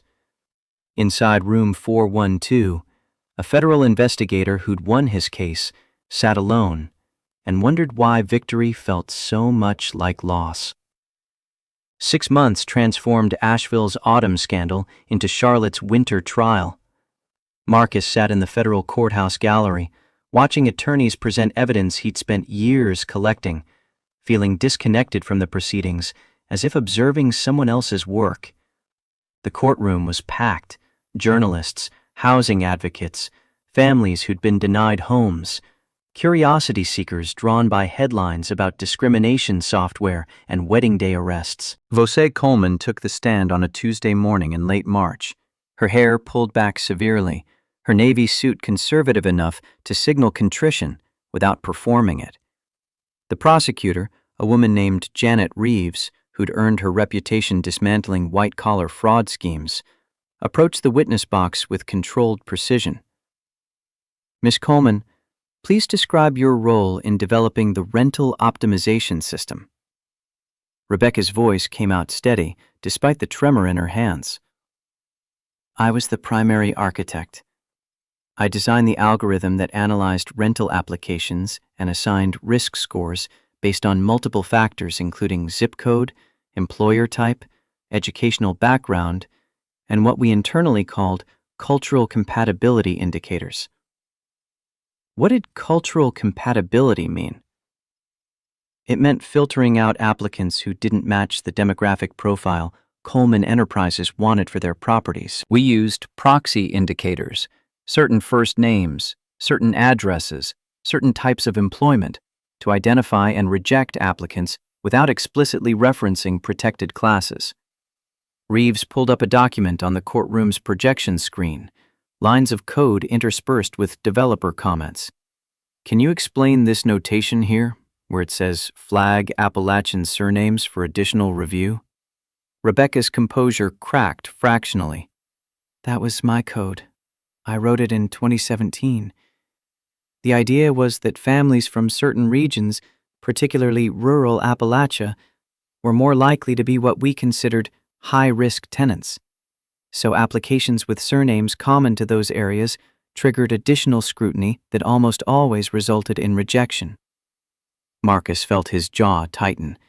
His own surname, Hayes, was common throughout West Virginia coal country, where families like his had mined and worked and built communities for generations. Vosé had coded discrimination against his entire heritage into an algorithm that ran automatically, rejecting families before human eyes ever reviewed their qualifications. The defense attorney, a silver-haired man named Caldwell, who specialized in corporate litigation, cross-examined with surgical precision. "Ms. Coleman, you've testified that you were pressured into designing this system, that your supervisor threatened you with bar complaints if you refused, correct?" "Yes." "Yet you continued working at Coleman Enterprises for 4 years. You received bonuses, promotions. You even helped sell the software to other companies. Does that sound like someone acting under duress?" Rebecca's eyes dropped to her hands. "No. It sounds like someone who prioritized her own comfort over doing what was right." The honesty seemed to catch Caldwell off guard. He'd expected deflection, justification, anything but this stark acknowledgement of culpability. "You're saying you chose to participate in these discriminatory practices?" "I'm saying I was given opportunities to stop, to report what was happening, to refuse to continue. And I didn't take them. I told myself I had no choice, but that was a lie. I always had a choice. I just lacked the courage to make it." Marcus watched the jury's faces shift, hardened skepticism giving way to something more complicated. Rebecca wasn't performing remorse for tactical advantage. She was excavating her own failures in real time, offering no excuses that might soften the judgment she clearly believed she deserved. The trial continued through March into April. witness after witness detailing the mechanics of Coleman's discrimination network. Former employees described quotas for rejection rates.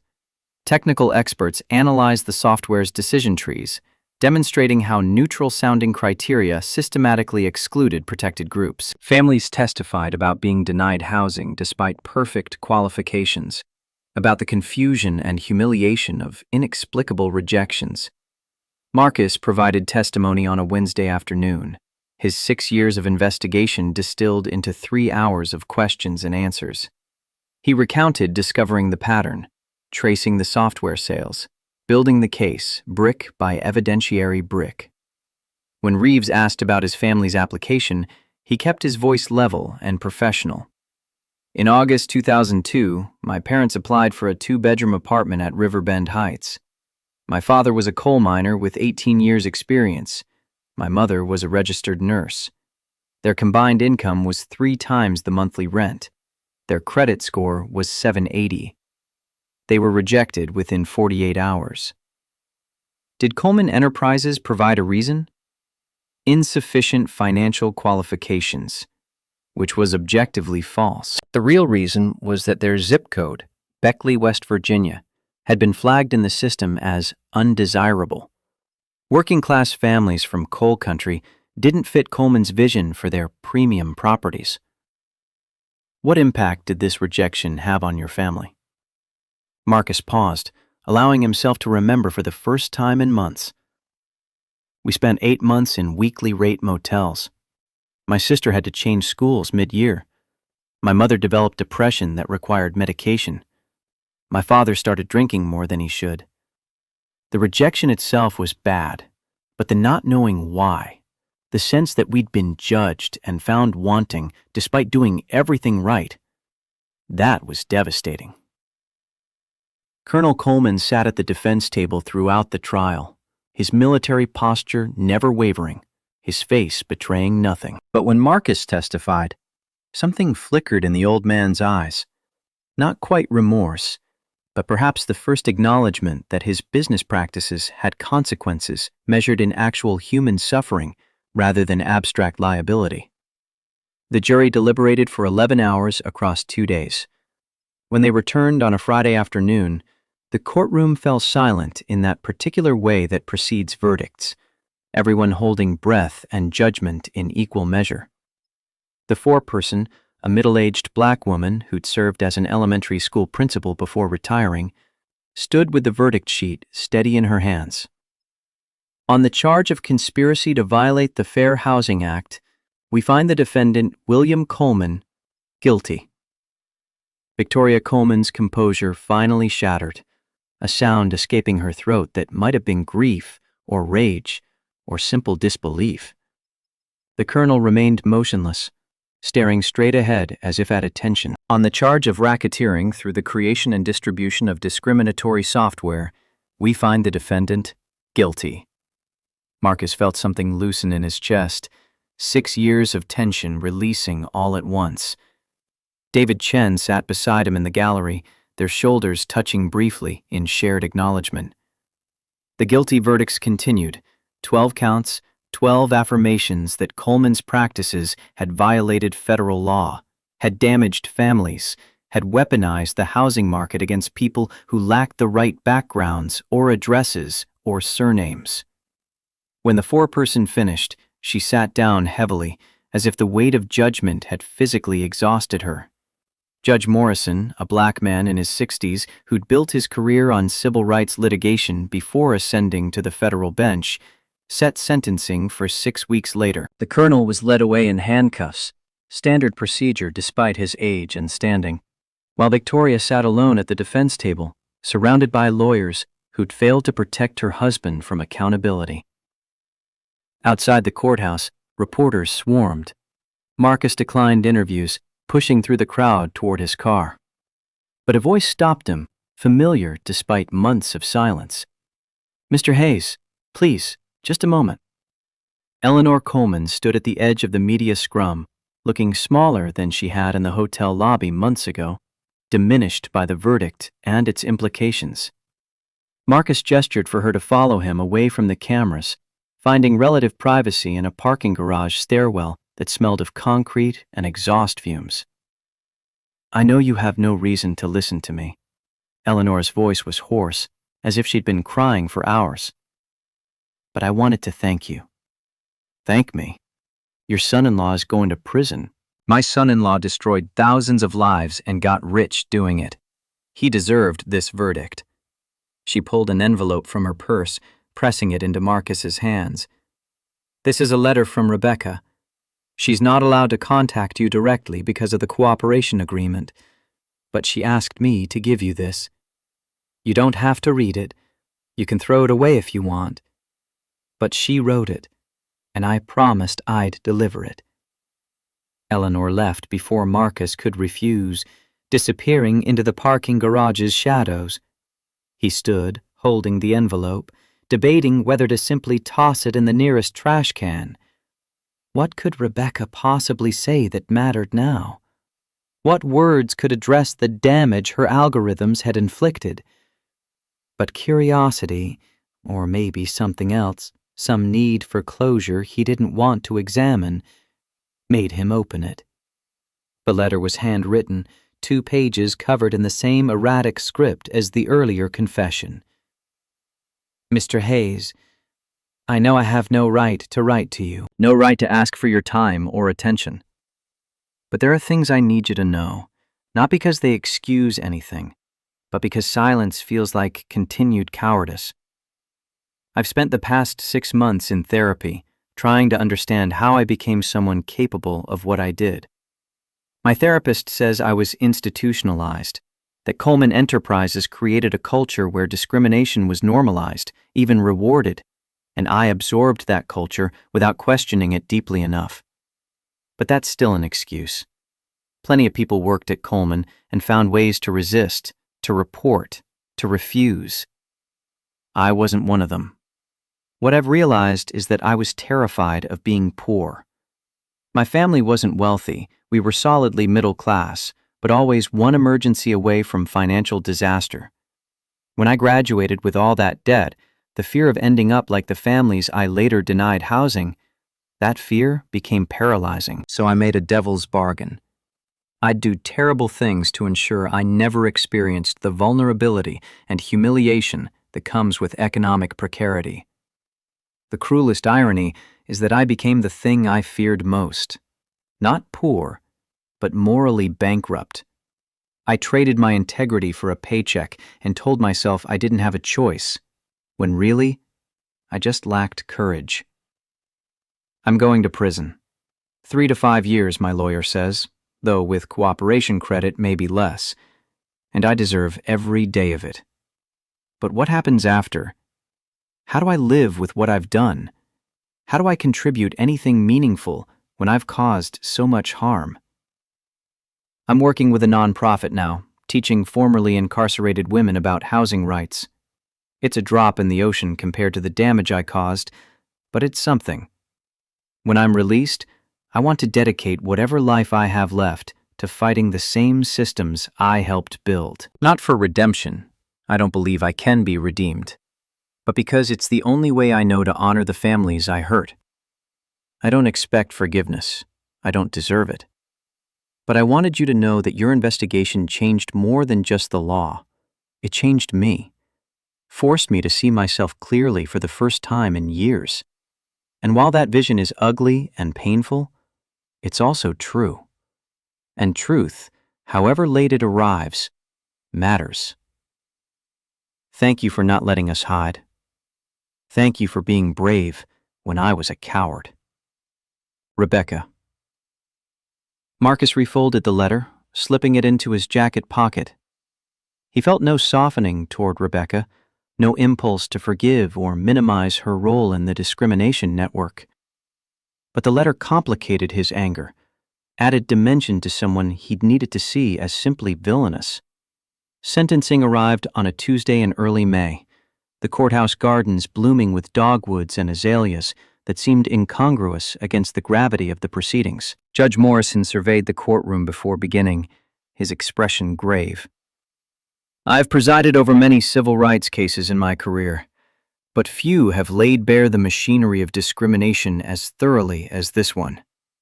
Mr. Coleman, you didn't just violate the Fair Housing Act, you industrialized that violation. You created tools that allowed discrimination to operate at scale, efficiently, systematically. You turned prejudice into profit. The colonel stood to receive his sentence, his shoulders back despite the weight of judgment descending. You'll serve 8 years in federal prison. Additionally, you're ordered to pay $12 million in fines and restitution to the victims of your discriminatory practices. Your company, Coleman Enterprises, will be dissolved and its assets liquidated to fund a victim compensation program. Victoria collapsed into her lawyer's arms, her sobs audible across the courtroom. The colonel's face remained impassive, accepting the sentence with military stoicism that suggested he'd already made peace with this outcome. Rebecca received 3 years, reduced from the original 5 because of her cooperation and genuine remorse. 3 executives who'd knowingly participated in the scheme received sentences ranging from 2 to 5 years.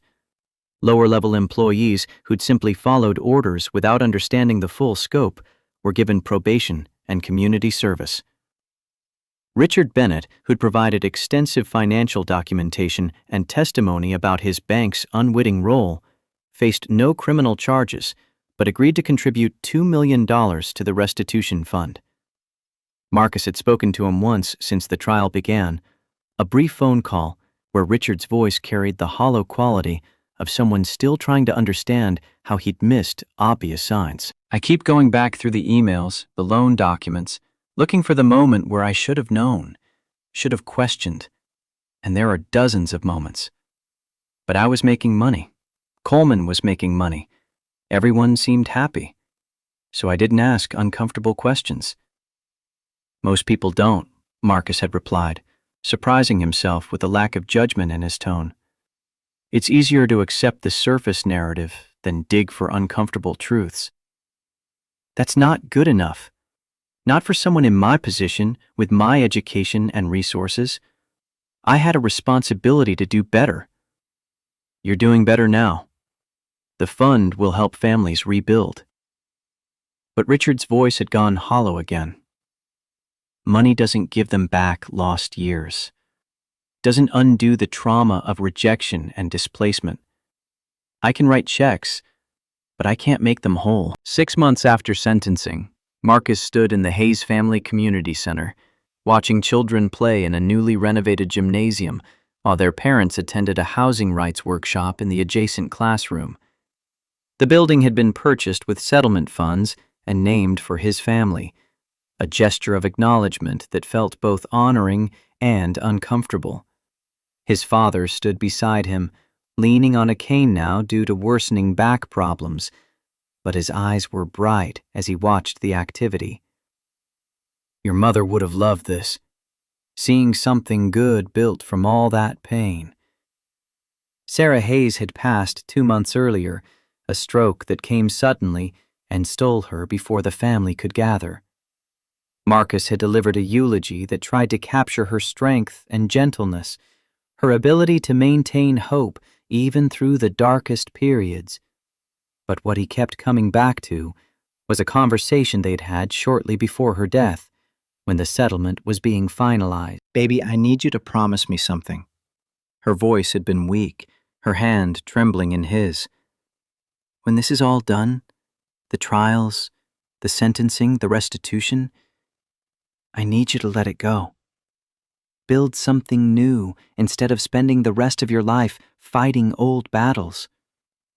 Mama, there are still 11 companies using Coleman software. Still thousands of families, and there always will be, Marcus. There will always be more injustice, more fights to fight. But you can't save everyone.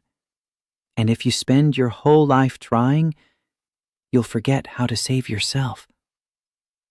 He'd promised, holding her frail hand and knowing she was right, but not yet ready to accept it. Her death had forced that acceptance, had created a before and after that demanded he consider what came next. Thomas turned from the window, studying his son's face. You've been different since the funeral. Quieter. I've been thinking about what Mama said. About building something new. And? I don't know what that looks like yet. My whole adult life has been about this case, about holding Coleman accountable. Now that it's done, I feel unmoored. Thomas nodded slowly, his weathered face thoughtful. Let me tell you something I learned in the mines. When you're working underground, you need an anchor point, something solid to tether yourself to in case of collapse or gas. Most men use the job as their anchor. The work becomes who they are. And when the mine closes or they retire or get injured, they fall apart because they've lost the thing that held them together.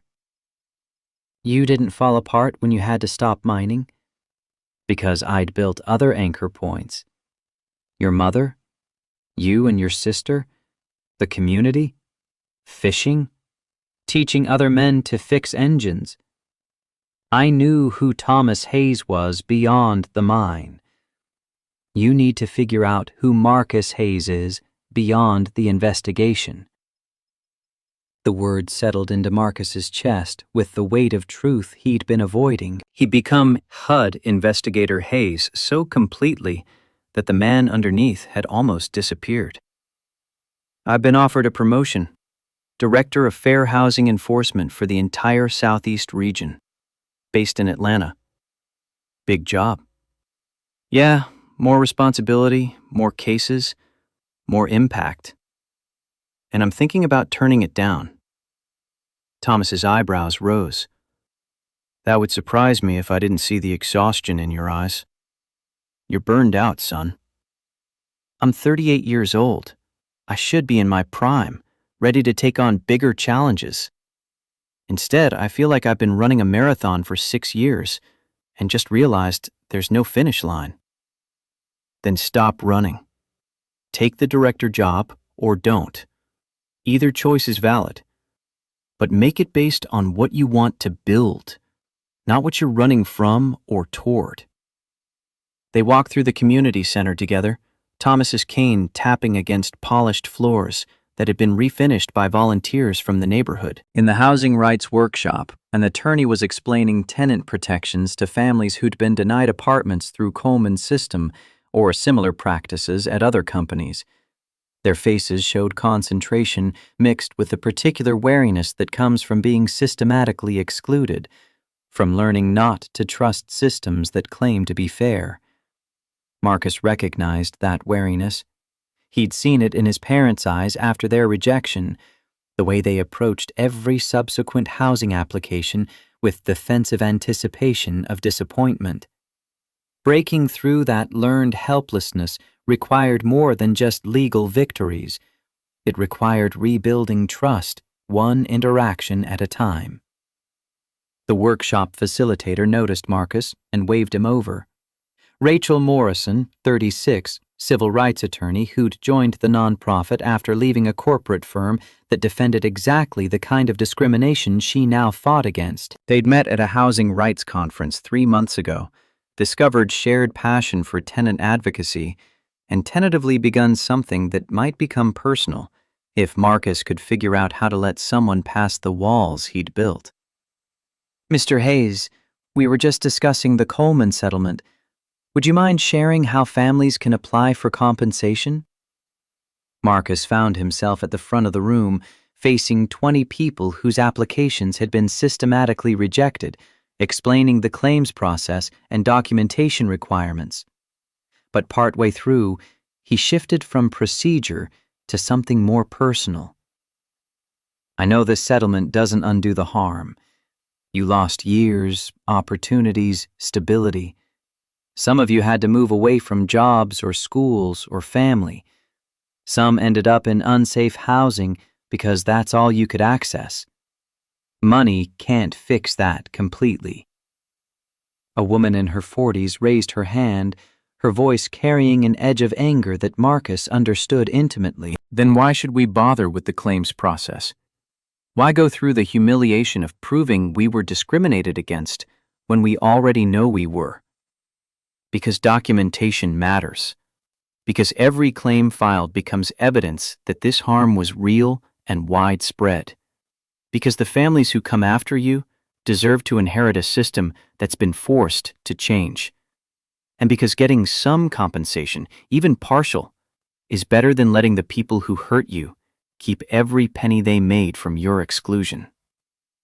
The woman nodded slowly, her anger not dissipating, but channeling towards something productive. After the workshop, Rachel walked with Marcus to the parking lot, her hand finding his with the casual comfort of growing intimacy. You're good at this, connecting with people who've been hurt. Better than in courtrooms. Courtrooms are about justice. This is about something else. Healing, maybe. Or at least acknowledgement that the harm was real. Speaking of healing, have you given more thought to therapy? You've been carrying this case for so long, and now that it's resolved. Marcus had resisted therapy for months, telling himself he didn't need it, that he could process everything on his own. But his mother's death had cracked something open, had revealed depths of unprocessed grief and anger that went far beyond the Coleman case.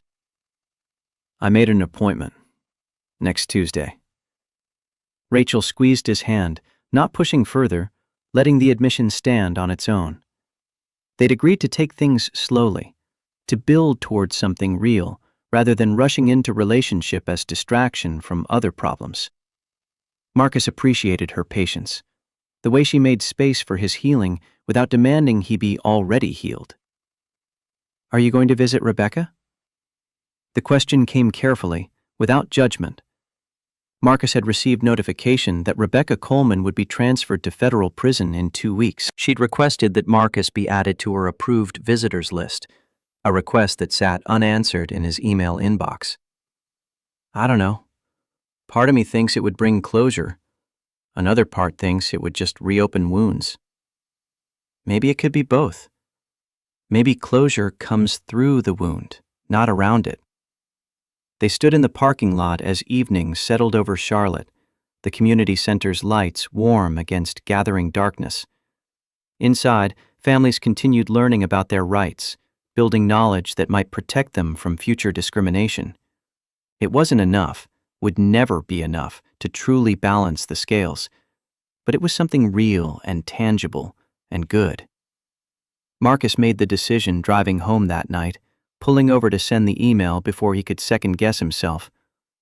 Rebecca, I've added myself to your approved visitors list. I'll come see you before you're transferred. Not for forgiveness or reconciliation, but because I think we both need to finish this conversation in person. Marcus Hayes. The response came within an hour, brief and grateful and terrified in equal measure. Thank you. I'll be ready. Though I'm not sure anyone can really be ready for this kind of conversation. R. The federal holding facility was a low-security building in suburban Charlotte, designed more for processing and short-term detention than long-term incarceration. Marcus went through security on the Wednesday afternoon, surrendering his phone and keys and belt, submitting to a metal detector and pat-down that felt invasive despite being routine. Rebecca waited in a visitation room painted institutional beige, wearing orange scrubs that drained color from her face. She'd lost weight, her features sharper, eyes carrying the particular exhaustion of someone not sleeping well. When Marcus sat down across from her, separated by a small table but no barrier, she flinched slightly, as if expecting physical confrontation. Thank you for coming. I wasn't sure you would. Marcus folded his hands on the table, maintaining space between them. I wasn't sure either, until about an hour ago. What changed your mind? My mother died 2 months ago, and before she passed, she told me I needed to let this case go, build something new instead of carrying anger forever. I think this visit is part of letting go.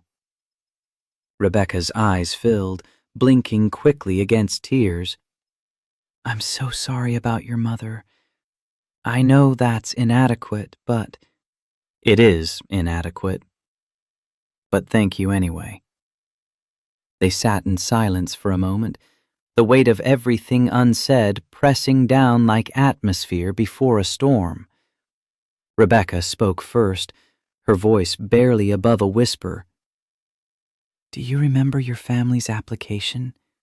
The actual document, I mean, not just the statistics. I've read it probably 50 times, part of the case file.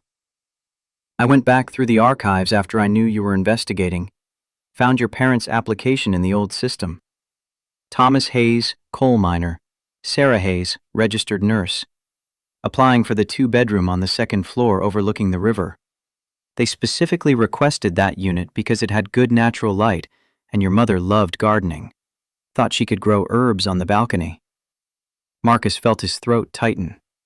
He hadn't known that detail, hadn't seen anything in the file about his mother's hope for a small garden. The system flagged it immediately. Beckley zip code, working class employment, high risk designation. I didn't personally reject it, this was before I started, but I helped design the system that did. I taught that system to see families like yours as problems to be excluded, rather than people deserving homes. Why are you telling me this? Because I want you to know that I understand what I took from you. Not just an apartment, but your mother's dream of growing herbs in the sunlight. Your family's chance at stability and community. I took concrete, specific hopes and crushed them with an algorithm that treated you like statistical noise. Marcus looked at this woman who'd helped destroy his childhood, who'd coded his family's exclusion into software and profited from it, who now sat across from him carrying guilt that had apparently been devouring her from within for years. He wanted to hate her cleanly, wanted moral clarity that would justify 6 years of pursuit and prosecution. What he found instead was something messier. Recognition that she was simultaneously perpetrator and victim of a system designed to make discrimination efficient and impersonal. I can't forgive you, Rebecca. That's not mine to give. The forgiveness you need would have to come from every family harmed by your system, and most of them don't even know why they were rejected. I know. I'm not asking for forgiveness. I'm trying to understand how to live with what I've done, how to make the rest of my life mean something beyond the damage I caused. Marcus thought about his mother's final words, about building something new instead of endlessly fighting old battles, about the community center and the housing workshops and the families slowly learning to trust systems again, about Rachel and therapy and the possibility of a life defined by more than investigation and prosecution.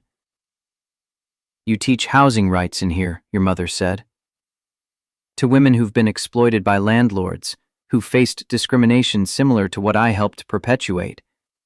It's painful, having to look at the consequences of systems I built, but it's also the only useful thing I know how to do. Keep doing it. When you're released, find nonprofits that need people who understand the machinery of discrimination from the inside.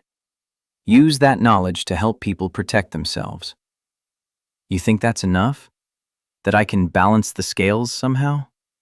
Marcus shook his head. The scales don't balance. There's no equation where enough good deeds cancel out the harm. But you can choose to spend your remaining years adding weight to the right side rather than the wrong one. That won't make you redeemed, but it might make you useful. Rebecca absorbed this, her hands finally stilling their nervous movement. Can I ask you something? Knowing what you know now, that I was coerced but also complicit, that I carry genuine guilt but it doesn't undo the damage. Was it worth it? 6 years of investigation, the wedding day confrontation, all of it.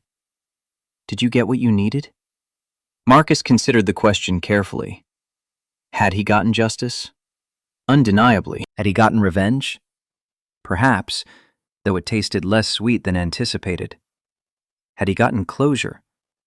That remained unclear, might require years more processing. I got accountability. I proved that systematic discrimination has consequences, that algorithms don't absolve people of moral responsibility. Whether that was worth 6 years of my life, I'm still figuring that out. I hope you find peace, Mr. Hayes. Real peace, not just the satisfaction of victory. You deserve that. So do you, eventually. Though it'll probably take longer than 3 years to find it. They sat together until the guard announced that visitation was ending, neither speaking but somehow reaching a shared understanding that this conversation had been necessary, despite its difficulty. As Marcus stood to leave, Rebecca rose too, extending her hand across the table. He hesitated, then took. Her grip was firm despite the trembling, her eyes meeting his with something that might have been gratitude, or might have been relief, or might have been the simple acknowledgement that they'd both survived this encounter without the confrontation either had feared. Goodbye, Rebecca. Goodbye, Marcus. Thank you for seeing me as a person. Even now, after everything. Outside, spring afternoon sun felt warm after the facility's fluorescent chill. Marcus sat in his car for several minutes, processing the visit and its strange combination of closure and continued unresolved emotion. He pulled out his phone, finding messages from Rachel asking how it went, and from his father checking in, and from David Chen with an update on the remaining companies still using Coleman's software. He responded to Rachel first. It was hard, but necessary. I'll tell you about it tonight over dinner. Then to his father. I'm okay. Actually okay. Not just saying it. We should talk about what comes next. David's message he saved for last, reading about ongoing investigations and pending charges and opportunities for Marcus to consult or testify. 6 months ago, he would have immediately volunteered for all of it, would have treated each new case as the next front in an endless war. Now he typed, "Thanks for the update. I need to step back from active casework for a while. Focus on administrative duties and let someone else handle field investigation. Can we discuss transition plans next week?" The response came quickly. Understood. You've earned the break. We'll figure out the details. Marcus drove to his father's house, the small ranch home in a Charlotte suburb that Thomas had purchased with settlement money, replacing the motel rooms and temporary apartments with something permanent and owned. His father sat on the front porch, cane propped against his chair, watching the neighborhood kids play basketball in a driveway across the street. Marcus joined him, settling into the adjacent chair without speaking. They'd become comfortable with silence over the past months, learning that not every moment required words or processing or analysis. Finally, Thomas spoke. Did it help, seeing her? I think so. At least, it made her more human. Harder to hate someone when you've seen them trying to figure out how to live with their own guilt. Your mother would say that's growth. Learning to see people as complicated rather than simply good or evil. She would also say I need to stop defining myself through this case and figure out who I am without it. Smart woman, your mother. Thomas's voice carried the rough edge that indicated suppressed emotion. So who is Marcus Hayes when he's not fighting the good fight?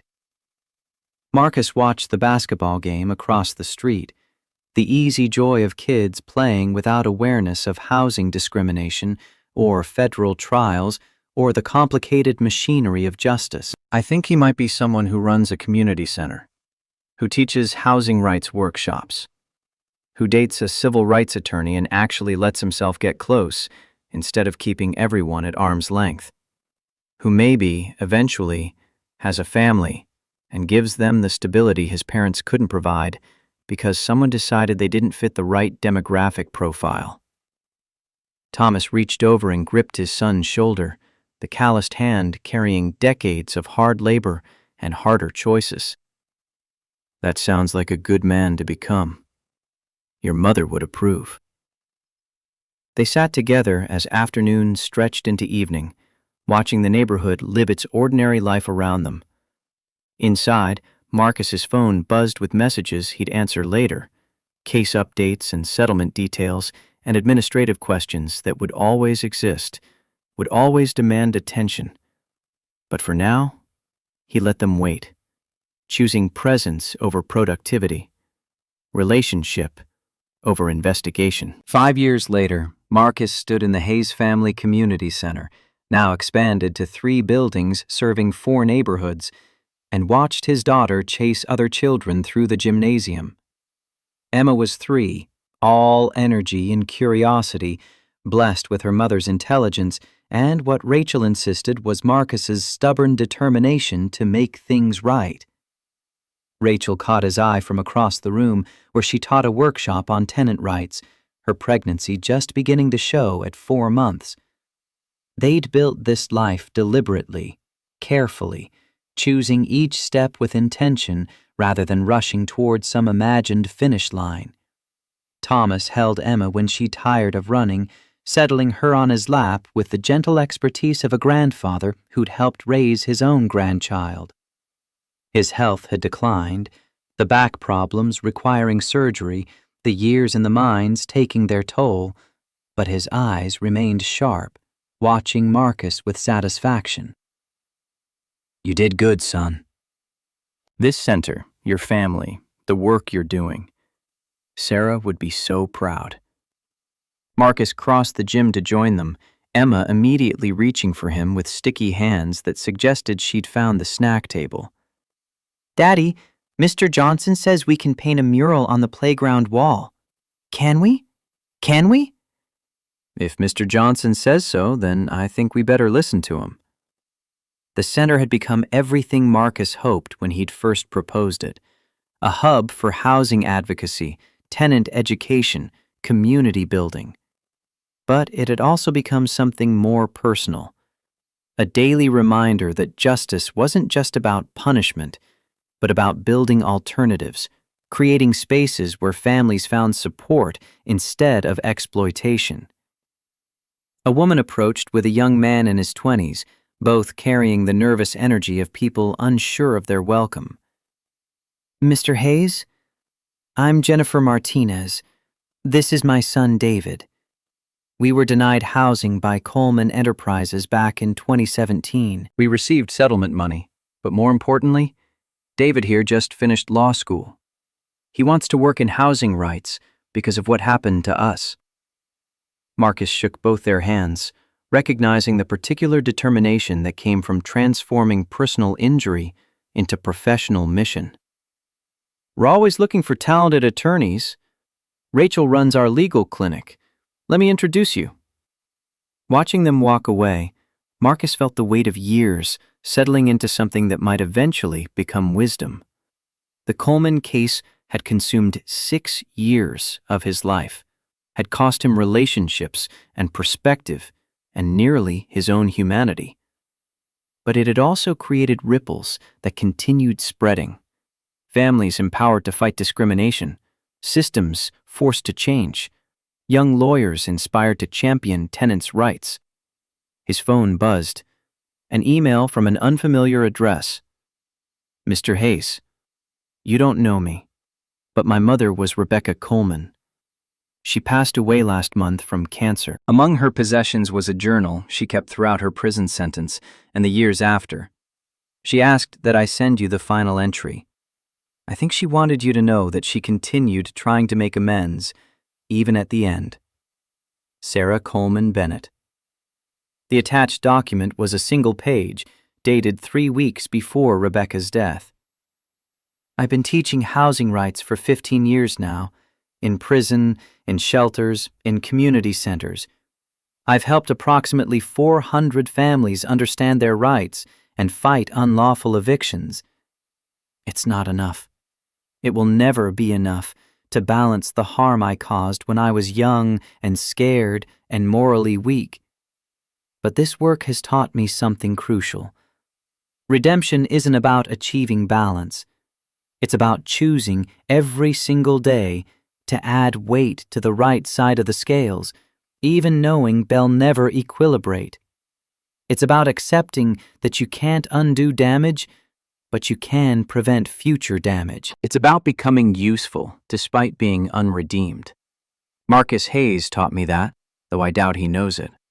When he visited me in that holding facility all those years ago, he could have simply gloated, could have reminded me of everything I'd taken from him and his family.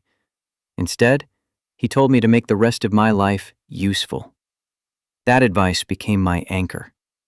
I'm dying now, which feels appropriate, but I'm grateful for the years I had to try to be useful, to help families protect themselves from systems I once helped build.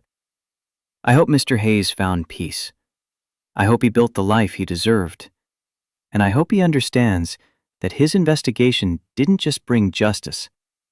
It saved me from myself, forced me to become someone worth being. Thank you, Marcus Hayes, for not letting me hide. Rebecca Coleman, February 2031. Marcus read the entry twice, feeling tears prick his eyes for a woman he'd never quite forgiven, but it somehow, without intention, helped redirect toward meaningful work. He showed it to Rachel when she finished her workshop, watching her face soften as she read.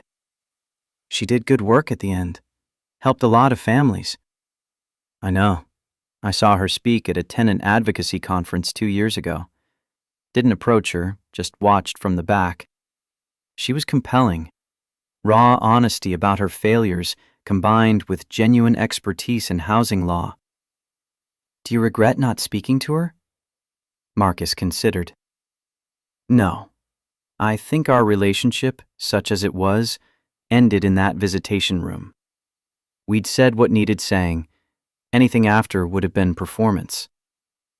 Emma tugged on his sleeve, impatient with adult conversation that didn't involve her. Daddy, playground, now, please. Manners like her mother, Rachel observed with amusement. Stubbornness like her father, Marcus countered. They walked outside together, Emma racing ahead toward swings and slides funded by settlement money, built by volunteers, maintained by a community that had claimed this space as their own.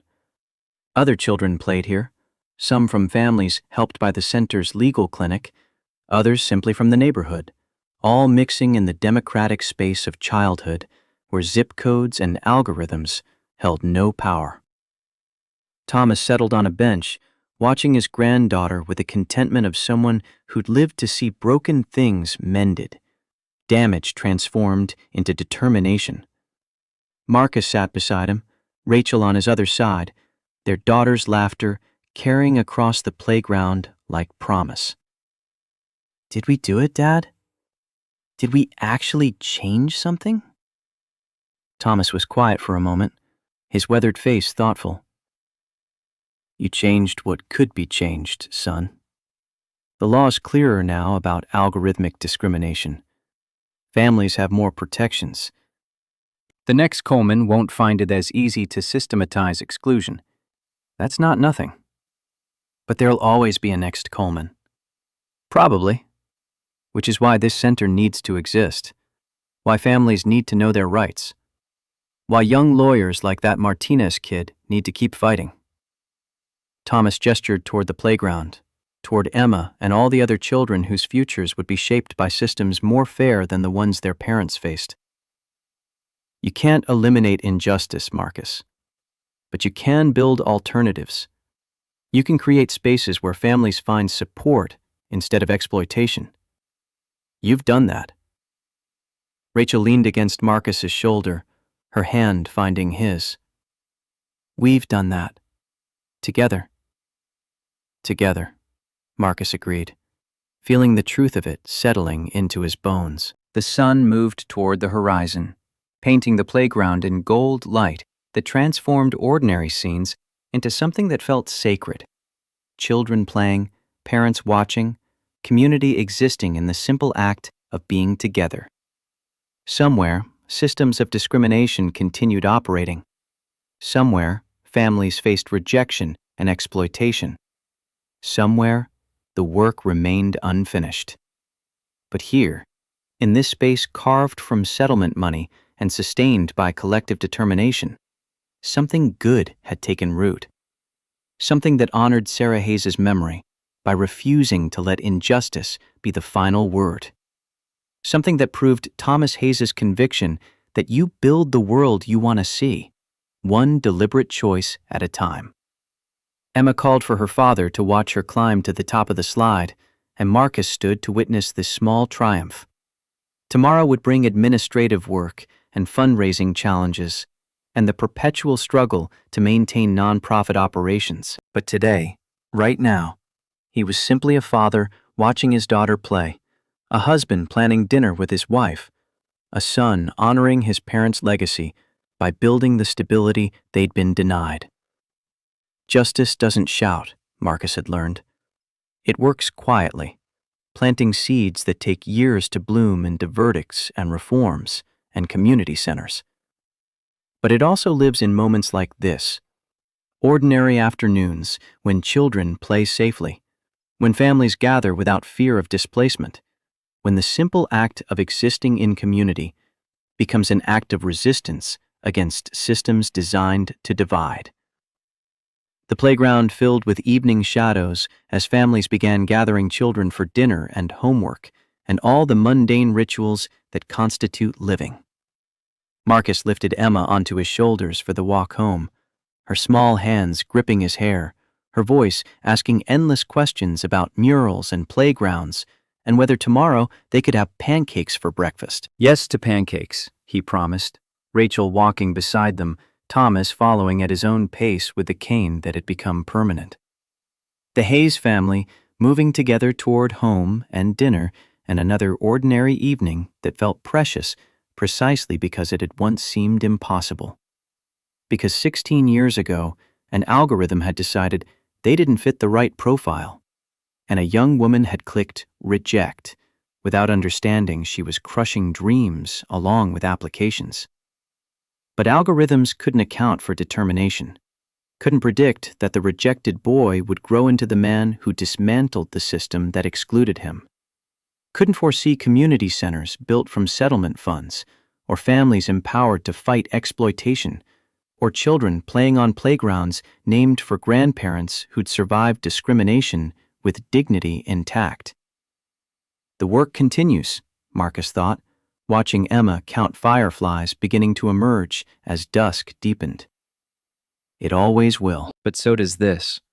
Family, community, the stubborn insistence that people deserve stability and safety and the chance to grow herbs in sunlight streaming through apartment windows.